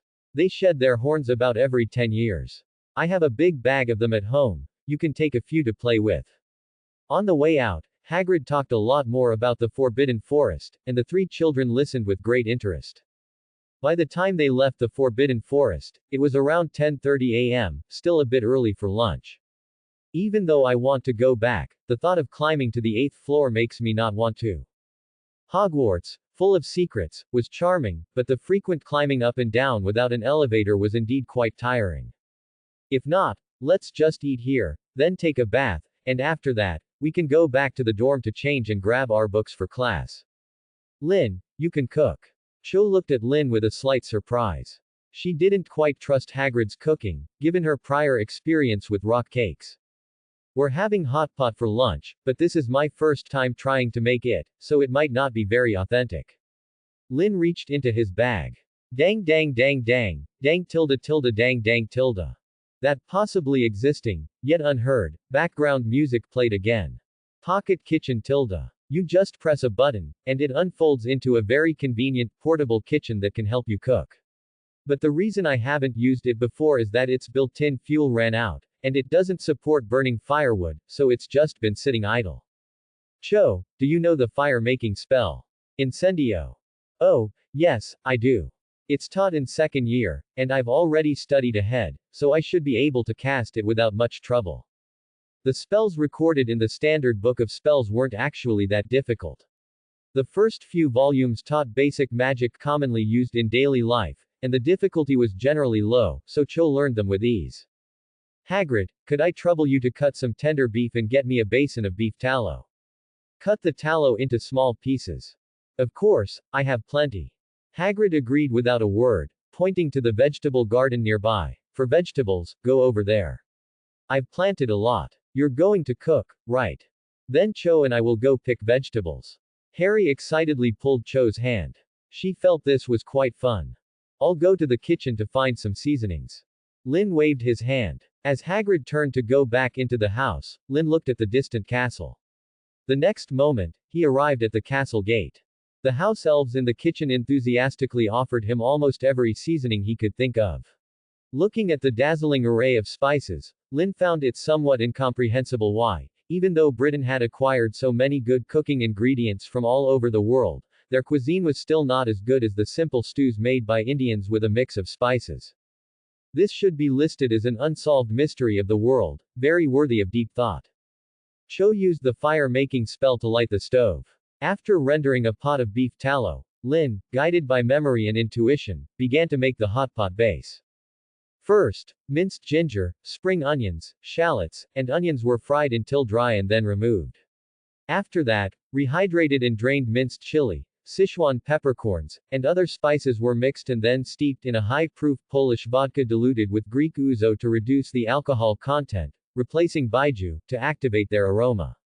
Finally, this mixture was slowly fried in the beef tallow pot over low heat. In less than half an hour, a simplified spicy beef tallow hot pot base was ready. The frozen beef was sliced into thin pieces. The lean parts were mixed with fresh Irish free-range egg whites, starch, and water, then beaten into a paste. The fatty and lean parts were sliced into beef rolls. The bucket of fresh beef blood was coagulated by Lin with salt, water, and lemon juice, then ginger slices and whiskey were added to remove the fishy smell, and it was steamed into blood tofu. Along with some freshly picked seasonal vegetables from the garden, the four people gathered around the cabin door and began their hot pot feast. Hagrid's appetite was truly enormous. Lin prepared a large pot just for him, as the amount of food he picked up with tongs for one mouthful was almost enough for their entire meal. Eating 2 catties of meat in one go was no exaggeration for Hagrid. The chef's skill was average, and the hot pot base tasted decent, but the ingredients were simply too good. The meat of magical creatures was indeed more delicious than that of ordinary creatures. Even the vegetables from the garden, probably due to the abundant magic in the soil, were not only large but also surprisingly crisp, tender, and sweet. I never thought there could be such a way to cook. Hagrid, who had burped loudly, had also drunk a large barrel of strong whiskey during the meal, and now felt a slight tipsiness coming on. I can give you the recipe for the hot pot base, Hagrid. You saw how it was made just now, it's not hard, right? I think I can get some spices from the centaurs. Their spices are great for stewing meat and such, and they might be very good for this too. Come get some from me in a while. No problem, maybe I can even come up with something even more delicious than this. Harry and Cho, full and lying flat on the grass nearby, looked up at the sky with contented expressions. So full, so full. I can't eat so much meat next time, I'll definitely get fat. Cho rubbed her slightly bulging stomach, having no desire to move at all. Lin, did you hear that?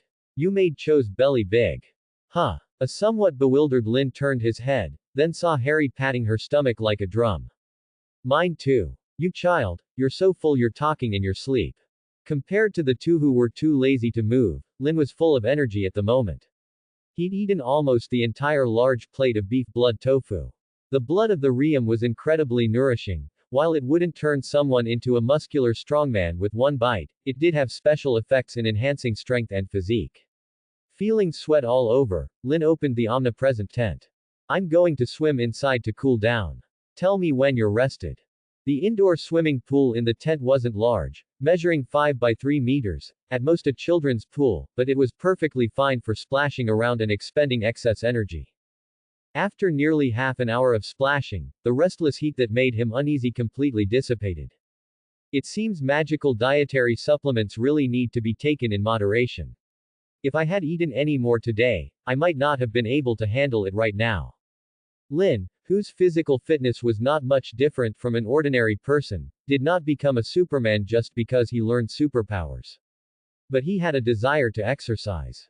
Wandlore was a discipline that required high concentration. Don't let Ollivander's old age fool you. In his youth, he was also a handsome and strong man with an 8-pack. To do good scientific research, a good body is essential. Whether it's making wands or brewing potions, wizards who study alchemy generally pay great attention to their physical health. Without enough energy, it's difficult to complete the entire experiment in one go. If the body is too weak, even chugging energy potions won't help. Lynn, we're coming in. Are you wearing your pants? Harry knocked on the tent door, asking from the entrance. Are we going back to the castle? Lynn turned his head and shouted, preparing to get out of the water. We're here to swim. The two, who had finished digesting, slipped into the tent and their eyes lit up when they saw the pool. Do you have swimsuits? Cho squatted down, splashing the cool pool water. Yes, but I don't know if they'll fit you. Lynn pointed to the wardrobe by the pool, where two blue cat head inflatable swimming rings hung. Yay! Harry cheered, quickly ran to the wardrobe, and pulled open the door. There's so much in here. Cho, come look. There's also a changing area. Harry reached out and pulled a curtain across the front of the wardrobe, creating a simple changing room. Lynn, do you want to peek? Harry poked her head out from behind the curtain. Cho's skin is so white. Harry. Cho grabbed Harry's shoulder and pulled her back in. It's okay. Lynn told me before that he only likes big chests and long legs. We're safe, don't worry. A burst of playful chatter erupted in the changing room. After about 3 to 5 minutes, the curtain was pulled open again. See, he's not even looking at us. Did we pick out our swimsuits for nothing? That's because Lynn is polite. Cho flicked Harry's forehead. It's called gentlemanly spirit. But Lynn also said that no matter if they're 8 or 80, boys like 18-year-old girls. I think that makes a lot of sense. I used to like pretty 18-year-old sisters too. So you don't like 12-year-old sisters anymore. Cho made a fierce face and pinched Harry's cheeks, kneading them into a ball. I like them, isn't that enough? By the way, Lynn, how does Cho look? I specifically picked out her swimsuit. Well, thank you for that. Lynn turned his head slightly. Whether it was Cho or Harry, they could only be praised as cute. Right now, completely unrelated to romantic. It looks good, it suits you very well. Even with 22nd century styles, a one-piece children's swimsuit was just that. Lynn, who had seen much of the world, felt no ripple of emotion. He had no interest in little girls. At most, he found them cute and wanted to pat their heads, much like seeing a cute cat and wanting to pet it. But, Harry, can you swim? Sitting by the pool, Cho kicked the water and asked Harry. I learned in school before, I picked it up in one go, unlike Dudley. He was like a drowned pig back then.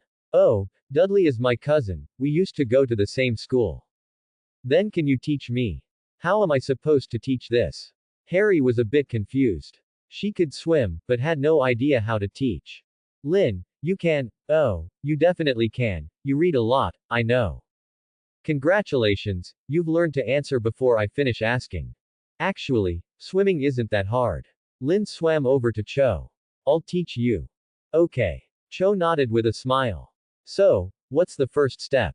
To get you accustomed, or to make you forget the fear the water brings? Lynn climbed out of the pool and walked to his backpack, pulling out an item that looked like a toy water gun. Dang dang dang dang, dang tilde tilde dang dang tilde.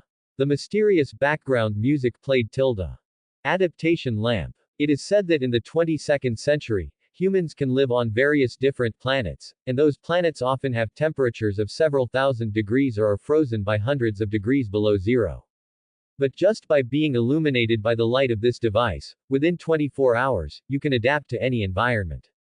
Whether it's volcanic lava or extreme cold, vacuum and underwater will also be no problem. Although I don't quite understand, Cho stared blankly at the toy gun, but it feels very powerful. However, the one I have here has been used for a bit too long. It's an old item, so it'll have to do. Its effect only lasts for half an hour. Pressing the switch, Lin shone it on Cho and himself, then put the adaptation lamp away. That's it for now. Learning to swim is a very simple thing when you can't drown. That's it for now. Cho was still a bit uneasy. After all, this thing didn't look very magical. Although it wasn't magical in reality, it was a kind of future technology. Give me your hand. Seeing this, Lin stepped forward and extended his hand, taking Cho's. I'll count to 3, 2, 1, and then we'll jump right in. Even if it doesn't work, I'm here, aren't I? Cho, feeling a little more at ease, nodded and then tightly closed her eyes. 3.2.1. With a splash, the two jumped into the pool ahead. Stimulated by the slightly cool water, Cho panicked for a moment, instinctively grabbing the nearest object to her. Help! Huh? Cho, who realized she could actually speak underwater, froze. How amazing. Lin, where are you? Cho, unable to see Lin to her left or right, looked down and saw Lin, whom she had been holding tightly and pressed against her front. Are girls really that strong? Lin, whose face was squashed, blew out two bubbles. All he felt now was a buzzing in his head. Pervert. Cho let go and covered her chest, squinting at Lin, but the next second, she burst out laughing. All right, my bad, did I hurt you? I'm a bit dizzy from being hit by a steel plate. HMPH. Cho pouted and hugged her arms tightly. I clearly do have them, it's just that the swimsuit is too tight. Let's just say you do. What do you mean, let's just say I do? Cho glared at Lin. You just wait.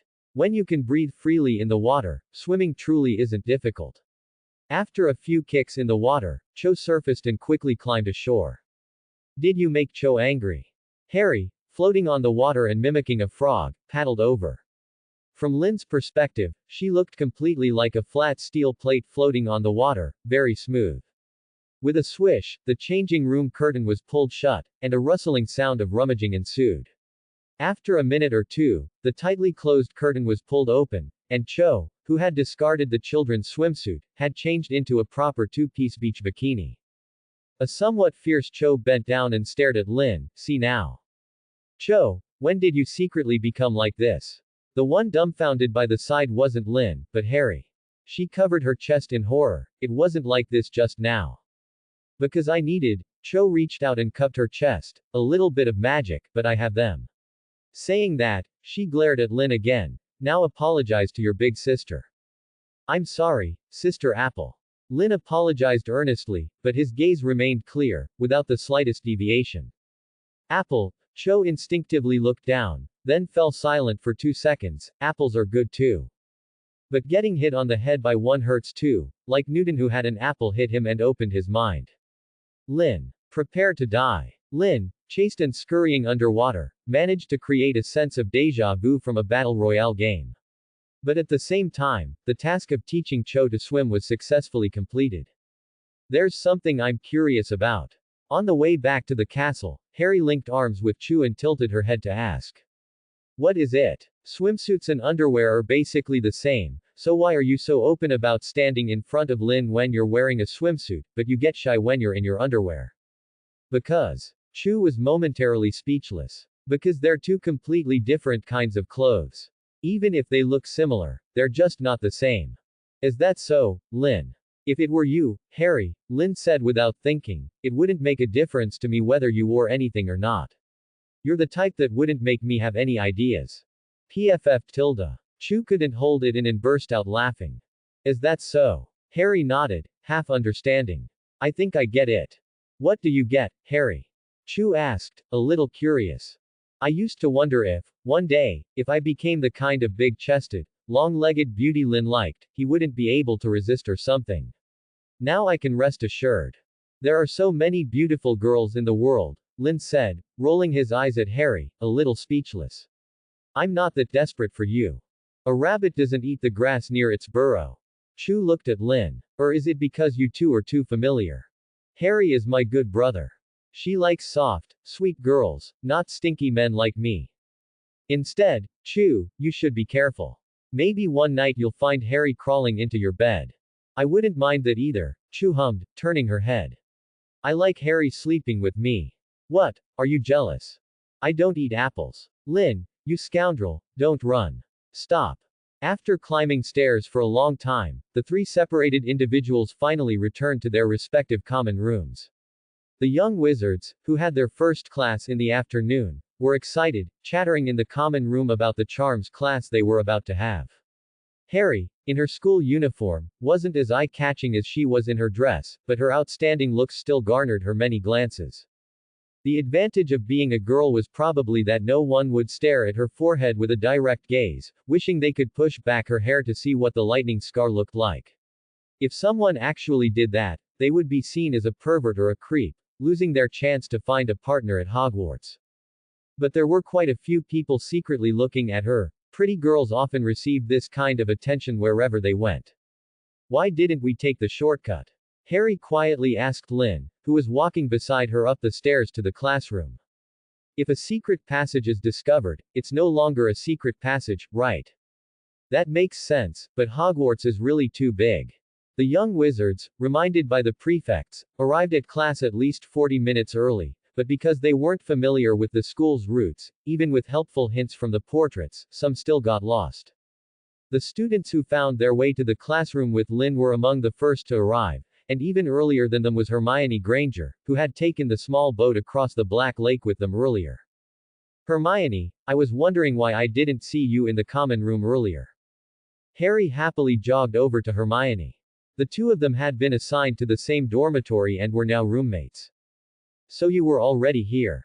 I came to the classroom to read after lunch and preview the textbook content. Hermione closed her book and turned her upper body to chat with Harry. But at lunch, I don't think I saw you. Lynn, Chew, and I went to find Hagrid, and then we had hot pot at his place. Lynn made it. It was super delicious. I ate so much I was stuffed. Hot pot. It's where you put sliced meat, vegetables, and stuff into a fragrant and spicy soup to cook and eat. If we make it again next time, would you like to come along? Is that convenient? Hermione looked at Lynn, who was sitting at another table nearby. After seeing the genuine praise on Harry's face, she actually wanted to try it a little. As a dentist's daughter, Hermione always had some restrictions on what she could eat from her parents, like sweet candies. No matter how much she liked them, she could only have a little each day. Of course, if you can't eat spicy food, I can try making a tomato pot next time. Chew also can't eat very spicy food. Thank you. Hermione happily smiled, showing her two front teeth. Miss Beaver wasn't exactly pretty, but she was quite cute. Neither Hermione nor anyone else looked exactly like their movie counterparts, unless they had a special feature, like Hagrid, whose large size made him easily recognizable. For others, just hearing their names made it hard for Lynn to match them to faces. After a while, class time arrived. Before the bell rang, Professor Flitwick was already in the classroom. He easily walked on top of a stack of books, which floated, allowing him to look at the students at the same eye level as other professors. I'm delighted to see all of you present for the first class of the term, with no one getting lost and arriving late. Professor Flitwick's high-pitched voice held a hint of cheerfulness. He had encountered students being late for the first class far too many times.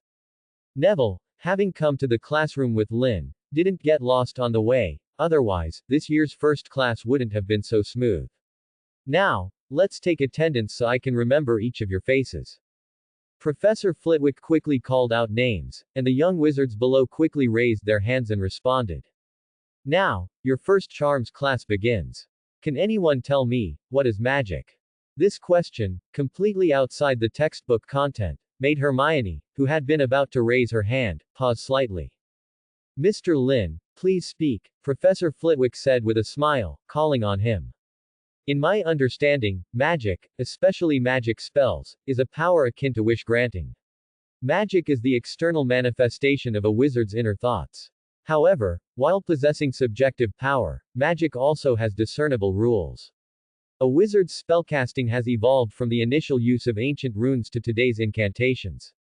I believe this is a fundamental change in spellcasting methods. Wizards found a more convenient way to use magical power, simplifying the difficulty of learning magic. However, comparatively, the efficacy, stability, and duration of spells are inferior to ancient runic spellcasting, which is why runic spellcasting is still preserved today, though mostly used in alchemy. To summarize, magic is both a fairy tale with subjective power and a technology with tangible foundations, with patterns that can be summarized and researched. Both in depth and breadth of knowledge, Lynn far surpassed the young wizards present. Although what he said at the moment was still somewhat one-sided in Professor Flitwick's eyes, it had already exceeded his expectations and left him satisfied. I really like the idea that magic is a fairy tale, because whether it's spells or other magic, that elusive power from within us brings us immense help. Emotions, feelings, beliefs, these seemingly intangible things can genuinely affect magic. But there's also a difference between magic and fairy tales. Magic has infinite wonderful uses, but it's not an omnipotent power. It can't make us get something just by wanting it. Learning magic is a long process, and any success achieved in it requires our effort. Very good. Professor Flitwick was in a very good mood at the moment. 3 points to Gryffindor. Excellent answer, Mr. Lin. The young Gryffindor wizards let out a low cheer. Gryffindor had earned points in the very first class, which made them very happy. Now, everyone, please take out your Standard Book of Spells, Grade 1. In today's class, we will learn our first spell, the Wand Lighting Charm. Everyone take out your wands, watch me, and then repeat the incantation after me. Don't be afraid to fail. Learning magic requires you to be bold and meticulous in practice and experimentation. Lumos. Professor Flitwick started the chant, and the young wizards followed him, chanting, Lumos. Many wand tips lit up. As the first spell they learned, the wand lighting charm was very easy but highly practical. The charms class, which combined theory and practice, left a deep impression on the young wizards, who were still excitedly chattering about it after dismissal. Lin stayed behind after class. Charms was the only lesson on Monday afternoon. Is there a problem you haven't quite figured out, Lin? Professor Flitwick was sitting on a pile of books, smiling at Lin. Yes, there is one problem, and it's troubled me for a long time, ever since I first attempted casting during the holidays. Oh, what is it? Professor Flitwick was very tolerant and encouraging of students who loved learning and thinking. It's that I've found myself very clumsy when learning charms. I would even say my talent in this area is extremely poor. The Lumos charm we learned today took me almost an entire day to light my wand when I was teaching myself over the holidays. But when learning transfiguration, I managed to turn a match into a needle perfectly on only my second try. Lin pulled a casually plucked blade of grass from his pocket. Having been stored for several hours, the leaf was already wilted. But the moment Lin pointed his wand at it, the blade immediately transformed into a gleaming needle, sharp and shining with a metallic, silver-white luster. I believe my control over magic is quite good, yet charms leaves me feeling helpless, almost as if they dislike me and actively keep their distance from me. Your control over magic is excellent. Professor Flitwick beckoned, making the needle float before his eyes. The shape, the change in properties, the color, weight, and form are all perfectly transformed. I can't even find fault with it. If Professor McGonagall saw your skill, she would certainly be proud of you. Professor Flitwick affirmed Lin's transfiguration technique, sparing no praise. The problem you've encountered is quite rare, to be honest. I haven't met anyone similar before. Generally, learning transfiguration is much more difficult than learning charms, because transfiguration itself is a type of charm, an important branch of charms, and an advanced category of basic charms. Due to transfiguration's inherent complexity and independence, it has been designated as a separate subject for study and research. However, if we analyze them carefully, charms and transfiguration do have differences. Professor Flitwick pondered for a moment and said, casting transfiguration focuses on imagination, concentration, construction, and infusion. It is magic where the wizard uses power to make matter change its own form into the desired object. It is the magic of, you must do this. I wonder if my explanation makes sense to you. Professor Flitwick looked at Lin, and after seeing him nod, continued. But charms focuses on will, need, and emotion or feeling. Will and need are the core of charms. We provide an output magical power, and then we ask that power to accomplish something for us. Charms is the magic of, I need you to do something. Can you spot the difference between the two? Professor Flitwick enjoyed posing questions and letting students arrive at the answers through their own thinking, rather than telling them exactly what they should or must do. As a Ravenclaw, he preferred guiding others to actively contemplate problems. Are you suggesting that the core of transfiguration casting is command, making the magical power execute something based on a direct order, and the success of the spell depends on the clarity and completeness of that command from the wizard? Conversely, the core of charms casting is communication, using your description to get the magical power to accomplish something for you as best as possible, because the effects charms produce are often abstract, making it difficult for the wizard to give precise, command-style instructions. That's an excellent understanding. You've answered the question correctly. Professor Flitwick nodded in satisfaction. The difference lies right there. You are gifted at transfiguration because you can give precise instructions to your magical power, and it only needs to follow them. Your strong control over magic makes your transfiguration highly effective. However, your deficiency in charms is due to your poor communication skills. This is actually quite rare for young wizards, because dialogue with magical power is often easier for younger children.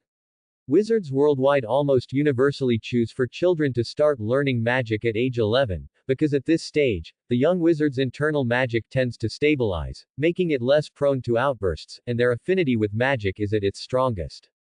Older wizards often encounter difficulty learning new spells, but this difficulty is greatly mitigated in children. Hearing this, Lynn suddenly recalled that many adult wizards couldn't master the powerful and difficult Patronus charm, yet every member of DA learned it under Harry's instruction and training. If mastering the spell were truly that easy, the concept of it being difficult wouldn't exist. It might be that your early experiences forced you to grow up and mature quickly. Professor Flitwick knew about Lynn's background.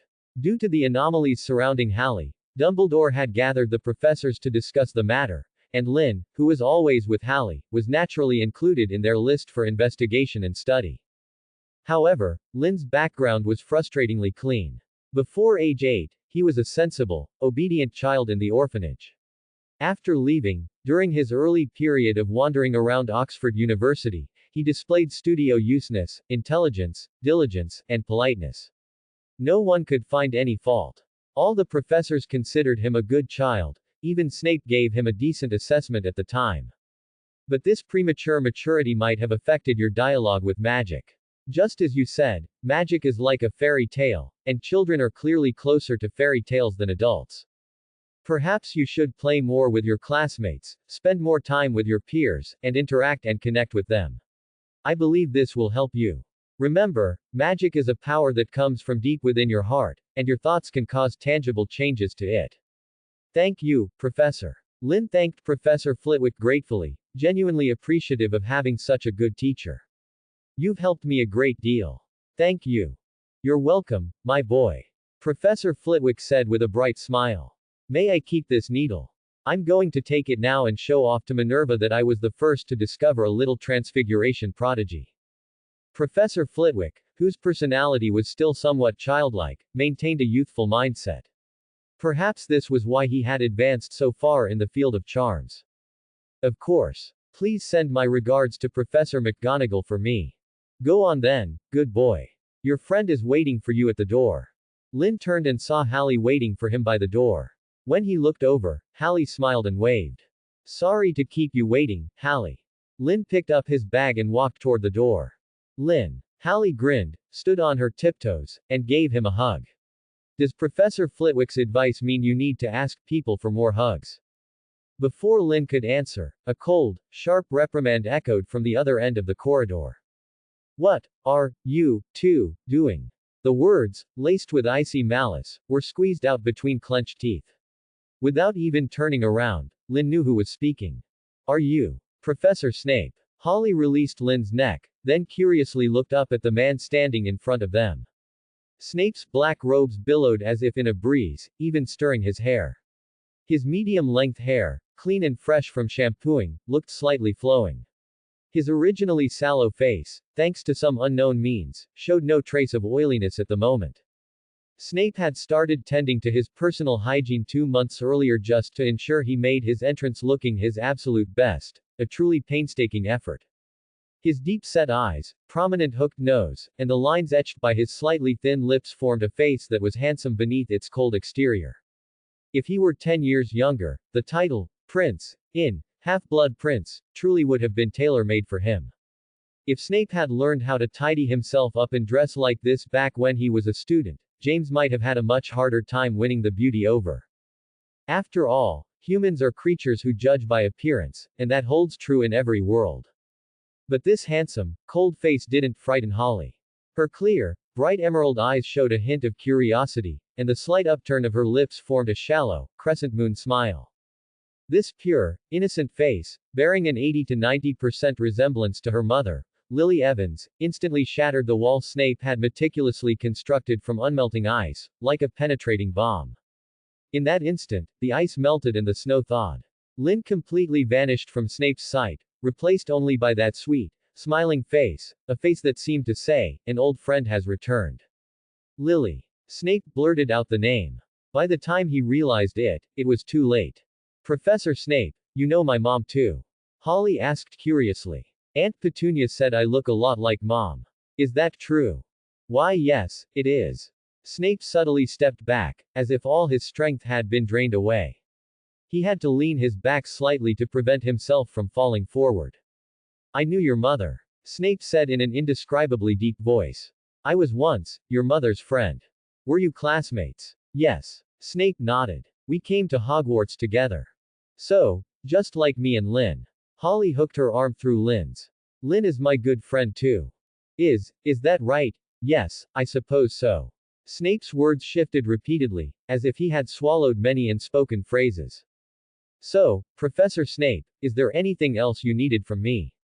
Looking at Holly's sweet, smiling face, Snape ultimately couldn't bring himself to say anything more.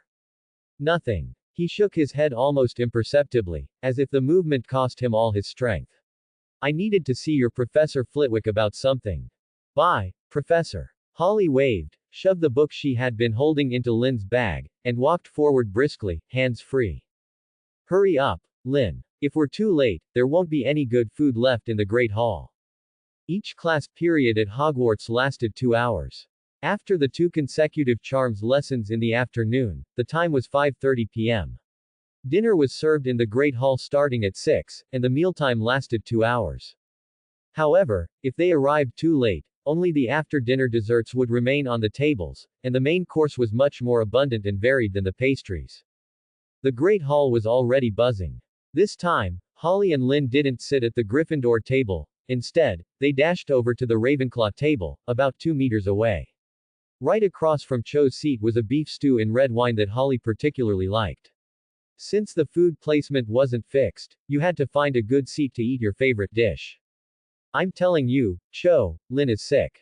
Professor Flitwick said he has a disease where he lacks a childhood and needs hugs, otherwise he won't be able to learn or cast spells. There's a disease like that. Cho looked suspiciously at Holly, then suspiciously at Lynn. That sounds utterly ridiculous, doesn't it? Don't listen to Holly's nonsense. Lynn rolled his eyes. Professor Flitwick meant that magic belongs to children's fairy tales, but since I lack a childlike heart, I need to interact more with my classmates. Maybe that way I can recover a piece of my tragically deceased childhood. Tragically deceased childhood. Cho struggled to suppress a laugh. That's a great metaphor. So, how can I help? You don't need to, actually. Lynn shook his head. He needs a hug from Cho to warm him up. Holly said with a grin. It might be very effective. Then why don't you hug him, Holly? I tried, but it didn't work. Because I don't have love for Lynn, and since I like girls, I can't warm his heart, which loves pretty girls with big chests and long legs. You know too much. Lynn irritably picked up a spoon and tapped Holly on the forehead. If I want a pretty girl with a big chest and long legs, why can't I just go find an upperclassman? Hogwarts has tons of pretty girls. Where are they? Holly glanced around. I don't think any of them are as pretty as Cho. Right over there. Lynn lifted his chin. About 15 meters away, 2 6th or 7th year upperclassmen were chatting and eating dinner. Seemingly sensing eyes on them, one of the seniors looked up, glanced toward Lynn, and saw a handsome young Gryffindor student waving at them. The older girl giggled and blew 2 kisses back. Teasing the younger boys was something the upperclassmen were always keen on. They're bad women. Cho pursed her lips and reached out to turn Lynn's face back toward her. Don't associate with upperclassmen who flirt with younger boys. They'll eat you alive. Wait, aren't you an upperclassman too, Cho? Well, yes, but it's different. I'm only 1 year above you, the gap isn't big. I don't eat apples. Then don't eat it. Ow, ow, ow. Why are you biting me? Lynn winced, his face screwed up in pain, a tooth mark visible on his arm. A girl's anger truly can flare up in an instant. If a dog bites me, I bite back. Did dog hair get stuck in your teeth? Mind your own business, HMPH tilde. Uh-oh, looks like I can't talk my way out of this one. Lin simply gave up trying, grabbed his fork, and started stuffing his face. Who said I wanted you to smooth things over? Cho, still annoyed, glared at Lin, too upset to continue eating. Because I'm terrible at it. I don't even want to date. After filling his stomach, Lin stretched. Dating and placating girls is too much trouble. Someone like me, who can't even offer a home, has never considered that kind of thing. But I do know how to apologize. Then let's hear it. Cho glanced at Lin. To be honest, she was curious about what he would do. Her anger had mostly passed, she was just being stubborn. Not now. An apology needs to be serious and sincere. Give me some time, say, Christmas. That way I can save on a gift, too. Ah, you cheapskate. Cho rolled her eyes and glared at Lin. If I'm not satisfied with your apology then, you are finished, Lin. Should I go find an upperclassman, then? Don't you dare. If you eat your dinner properly, I won't go find an upperclassman. Half a piece of bread won't fill you up. Cho, who was now taking small bites of a treacle tart, felt a little better than before. That guy, Lin, when he decided to be annoying, he really made people grit their teeth.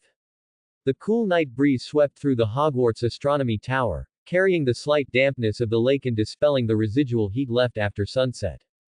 It was a clear night, the clouds had dispersed, leaving behind a curtain of black velvet draped with countless twinkling stars, which people had connected into lines, becoming the constellations with mysterious meanings recorded in books. Look over there, September is one of the best seasons to observe Capricorn. Do you see it? It's composed of 51 stars and is the embodiment of Pan, the goatfish god in ancient Greek mythology. In Eastern mythology, Capricorn Alpha corresponds to Niu Suyi, the first star of the Ox Mansion, which belongs to the 7 mansions of the Black Tortoise of the North. So, the Niu Suyi you mentioned, does that refer to the cowherd? No, that's the ox that stole and ate the 9-eared grain, causing a 3-year famine on Earth, and was skinned by the Jade Emperor to make a drum. Niu Suyi is the tip of the ox's horn, and Niu Susi is the ox's nose rope. Look, it's right there. Chu extended her hand, pointing out the direction of the stars under the night sky. She was sitting right on the edge of the astronomy tower roof, with the decades of meters-high Hogwarts tower dropping away beneath her feet. Yet, even with the risk of falling into the void, she didn't seem nervous at all at this moment.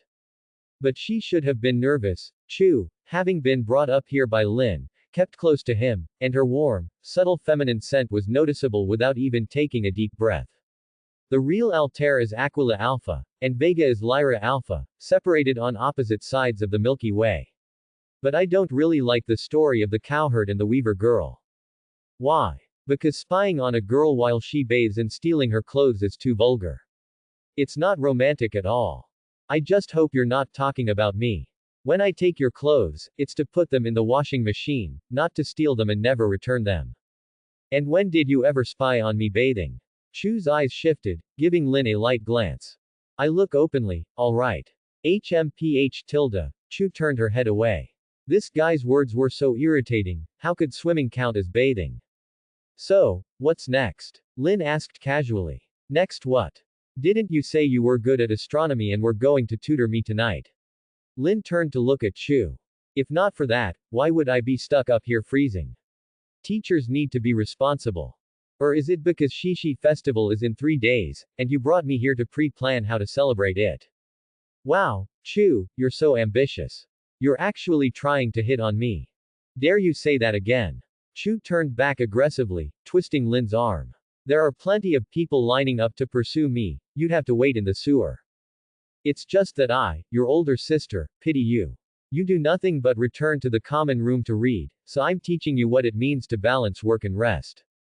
So you dragged me up here to teach me constellations. It's about the myths and legends filling the sky, and mythology often turns into fairy tales, becoming little stories to help you sleep.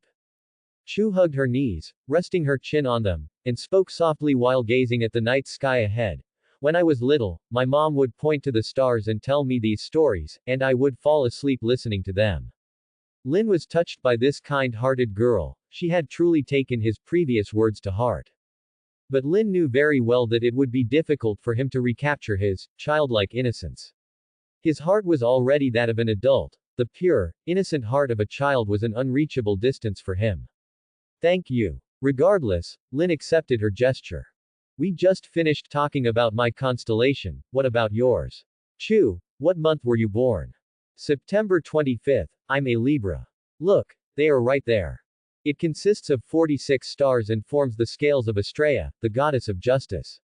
If you look closely, Libra Beta is pale green, which is a very rare stellar color phenomenon. However, this is according to Muggle astronomy. The wizarding world has no explanation for it. Maybe it's because there are too many stars and too few wizards, and even fewer wizards willing to observe them one by one. I asked the professor before, but they didn't know either. Perhaps the night wind was too cold. Chu leaned gently against Lin's shoulder, tilting her head and extending her hand, tracing the constellations in the sky for him while telling their little stories. A few hours passed in the blink of an eye. When Lin noticed Chu next to him starting to shiver slightly, he realized how late it had gotten. Are you freezing? He put one arm around Chu's shoulder and the other beneath her knees. Only after lifting her into his arms did he truly feel how cold she was. You should have told me you were cold. I only noticed something was wrong when you started shaking. It's also my fault. I felt a bit feverish today and didn't realize how cold it was. It's actually fine. Chu tucked her neck in and leaned against Lin's chest. A cup of hot tea will fix it. I actually really like looking at the stars, but I can't see them from the dormitory, and I'm scared to come to the astronomy tower alone. If there's a next time, we can stay in a tent. We can still see the stars from inside and won't be exposed to the cold wind. Why didn't you say so earlier? Chu puffed up her cheeks angrily and gave Lin's head a light punch. I just thought of it myself. I was too engrossed in your stories earlier. Speaking of which, I really don't think I ever experienced a childhood where I fell asleep listening to stories. They didn't do that at the orphanage. At the orphanage, it was enough just to have enough to eat and survive. If I hadn't been the best behaved kid there, getting a piece of candy every few days, I probably would have gone to bed hungry and unable to sleep 9 out of 10 nights. Then you. Alright, stop pitying me. I'm still alive and well, aren't I? And I'm strong, otherwise how could I have the strength to carry you? Am I heavy? Chu asked, showing her small canine teeth.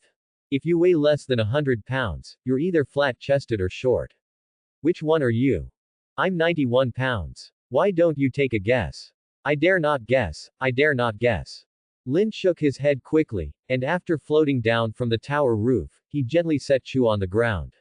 She stumbled slightly. Her legs were a bit numb from staying in the same position for so long. Help me up, Chu mumbled. I want black tea, no sugar. Do you want to wait 2 minutes?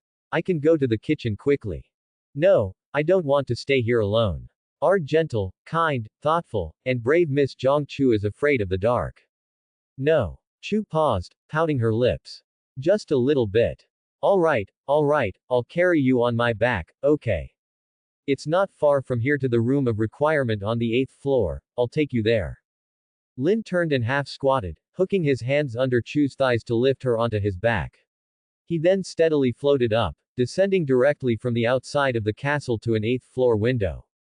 Opening the window with telekinesis was the simplest thing in the world. Lin, what kind of magic is that?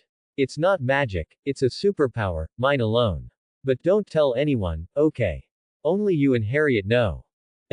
They walked from the room of requirement to the Hogwarts kitchen. Lin requested 2 cups of black tea without sugar, and the house elves also provided a plate of Krispy Kreme-filled biscuits. After the warm tea was drunk, Chu rubbed her legs and was able to stand steadily again. I'll walk you to the common room entrance. Get some rest. Taking the shortcut through the room of requirement again, they reached the Ravenclaw Tower instantly. Good night, Lin. Rest early. Chu gently tapped the eagle knocker, whose question was not tricky today, and she quickly provided a satisfactory answer. Bye. After watching Chu enter the common room, Lin closed the door behind him. There weren't many people left in the Gryffindor common room, it was almost time for the lights to go out at midnight. Only a few diligent students were reading, occasionally accompanied by the scratch of a quill on parchment. Not all Gryffindors were troublemakers, there were plenty of good kids who studied seriously. Harriet, for example, and Hermione next to her, were quietly discussing their textbooks. Did you two just get back from your date?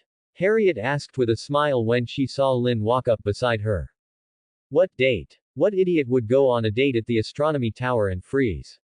Are they sick or something? Harriet stuck out her tongue, realizing herself that such a foolish person couldn't exist. Chu is much more reliable than you. She was helping me retrieve my tragically deceased childhood, and I think it worked pretty well. Really? I knew Chu was awesome. Harriet said proudly. Well, you're not the one who gets to brag. Alright, go to bed. If you don't get 8 hours of sleep, you'll end up short and flat-chested. I will not. Harriet slapped away Lynn's hand that was rubbing her head, closed her book, and pulled Hermione toward the girls' dormitory. When Lynn returned to his dormitory, the lights were already off, and the sound of sleeping snores had begun. It seemed the boys had a healthier sleep schedule. Lynn didn't immediately get out of bed after waking up.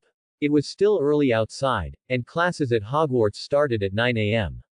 The first-year students had a very relaxed schedule, and their coursework was far from burdensome. This gave the new Hogwarts students plenty of time to get familiar with the school and school life. In terms of education, Hogwarts leaned a bit towards happy education. If you didn't proactively work hard yourself, what you learned would only barely be enough to live a normal life in the wizarding world. Where can I get some money? Lynn pondered. Chu's birthday was in 3 weeks. It wouldn't have mattered if he hadn't known, but now that he did, a birthday present was naturally in order. But he was currently empty-handed. Although he still had nearly £2,000 in cash, Muggle money wasn't very useful in the wizarding world. He had pretty much used up all his galleons in Diagon Alley, spending a lot on various books and materials. Even though the books were secondhand from a junk shop, it was still a considerable expense. If Ollivander hadn't given him those introductory books, even if Lynn wanted to research wand making, just buying the introductory texts would have drained his wallet. The initial costs of studying disciplines under alchemy were simply not something an average person could easily afford. I can't possibly borrow from Hallie, can I?